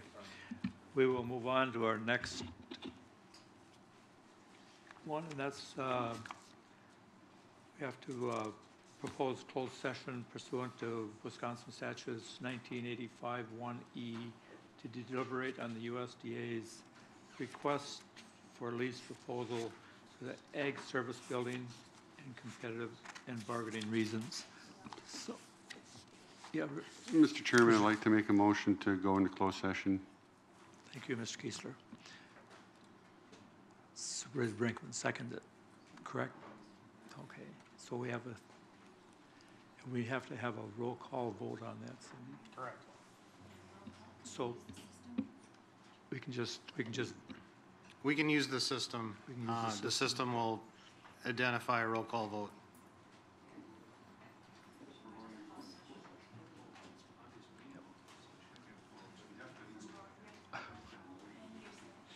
Yeah. Okay. Now we need everybody to, we're using the voting system to give a roll call vote, so everybody has to.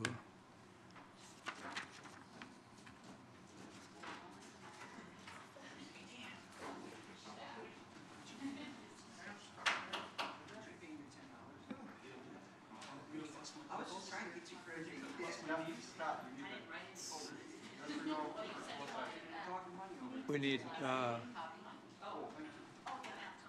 Supervisor Peavy and Supervisor Anderson, Leibfried, and Arctoff. We need you to vote. Say you're.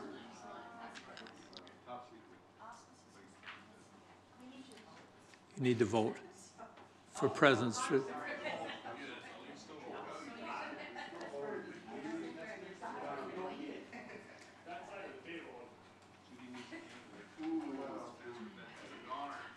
Okay. Yes, well, so, okay, we're in closed session, so we'll. I'd like to make a motion that we, that as reconvene in authorized by open the county session. board, we submit the proposal or send it off, slam dunk it somewhere, I don't know. Second? Okay. And Supervisor Brinkman second that? Everybody know, it's just on the resolution. Now we need a vote on that, this type of vote.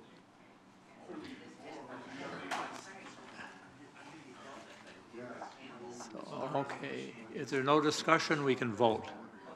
Everybody's happy, everybody can vote. We're ready. Oh. No, we're.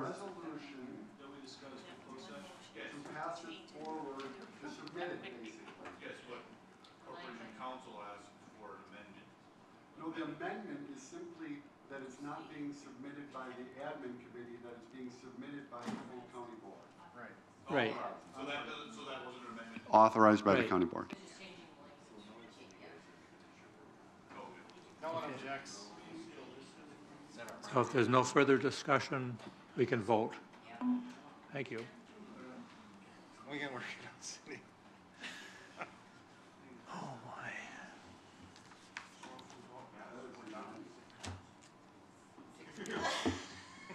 Sorry.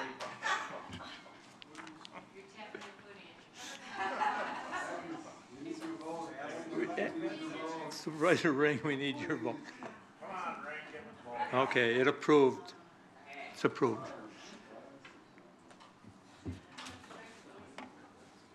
Oh, Cindy, do you have any correspondence? I know you're all tired and ready to go. On the WCA conference, if you're interested in going, let me know. Last date to register for the early registration is by August 2nd. And first term supervisors, the registration is free, but I'd still need to know who plans to attend. And I have one announcement of that. That's everybody's, says you are cordially invited to attend the ribbon cutting and reception for the new St. Croix County Service Center on July 1st, 2014 at 8 a.m. at the St. Croix County Service Center located at 1752 Dorset Lane, New Richmond, Wisconsin. So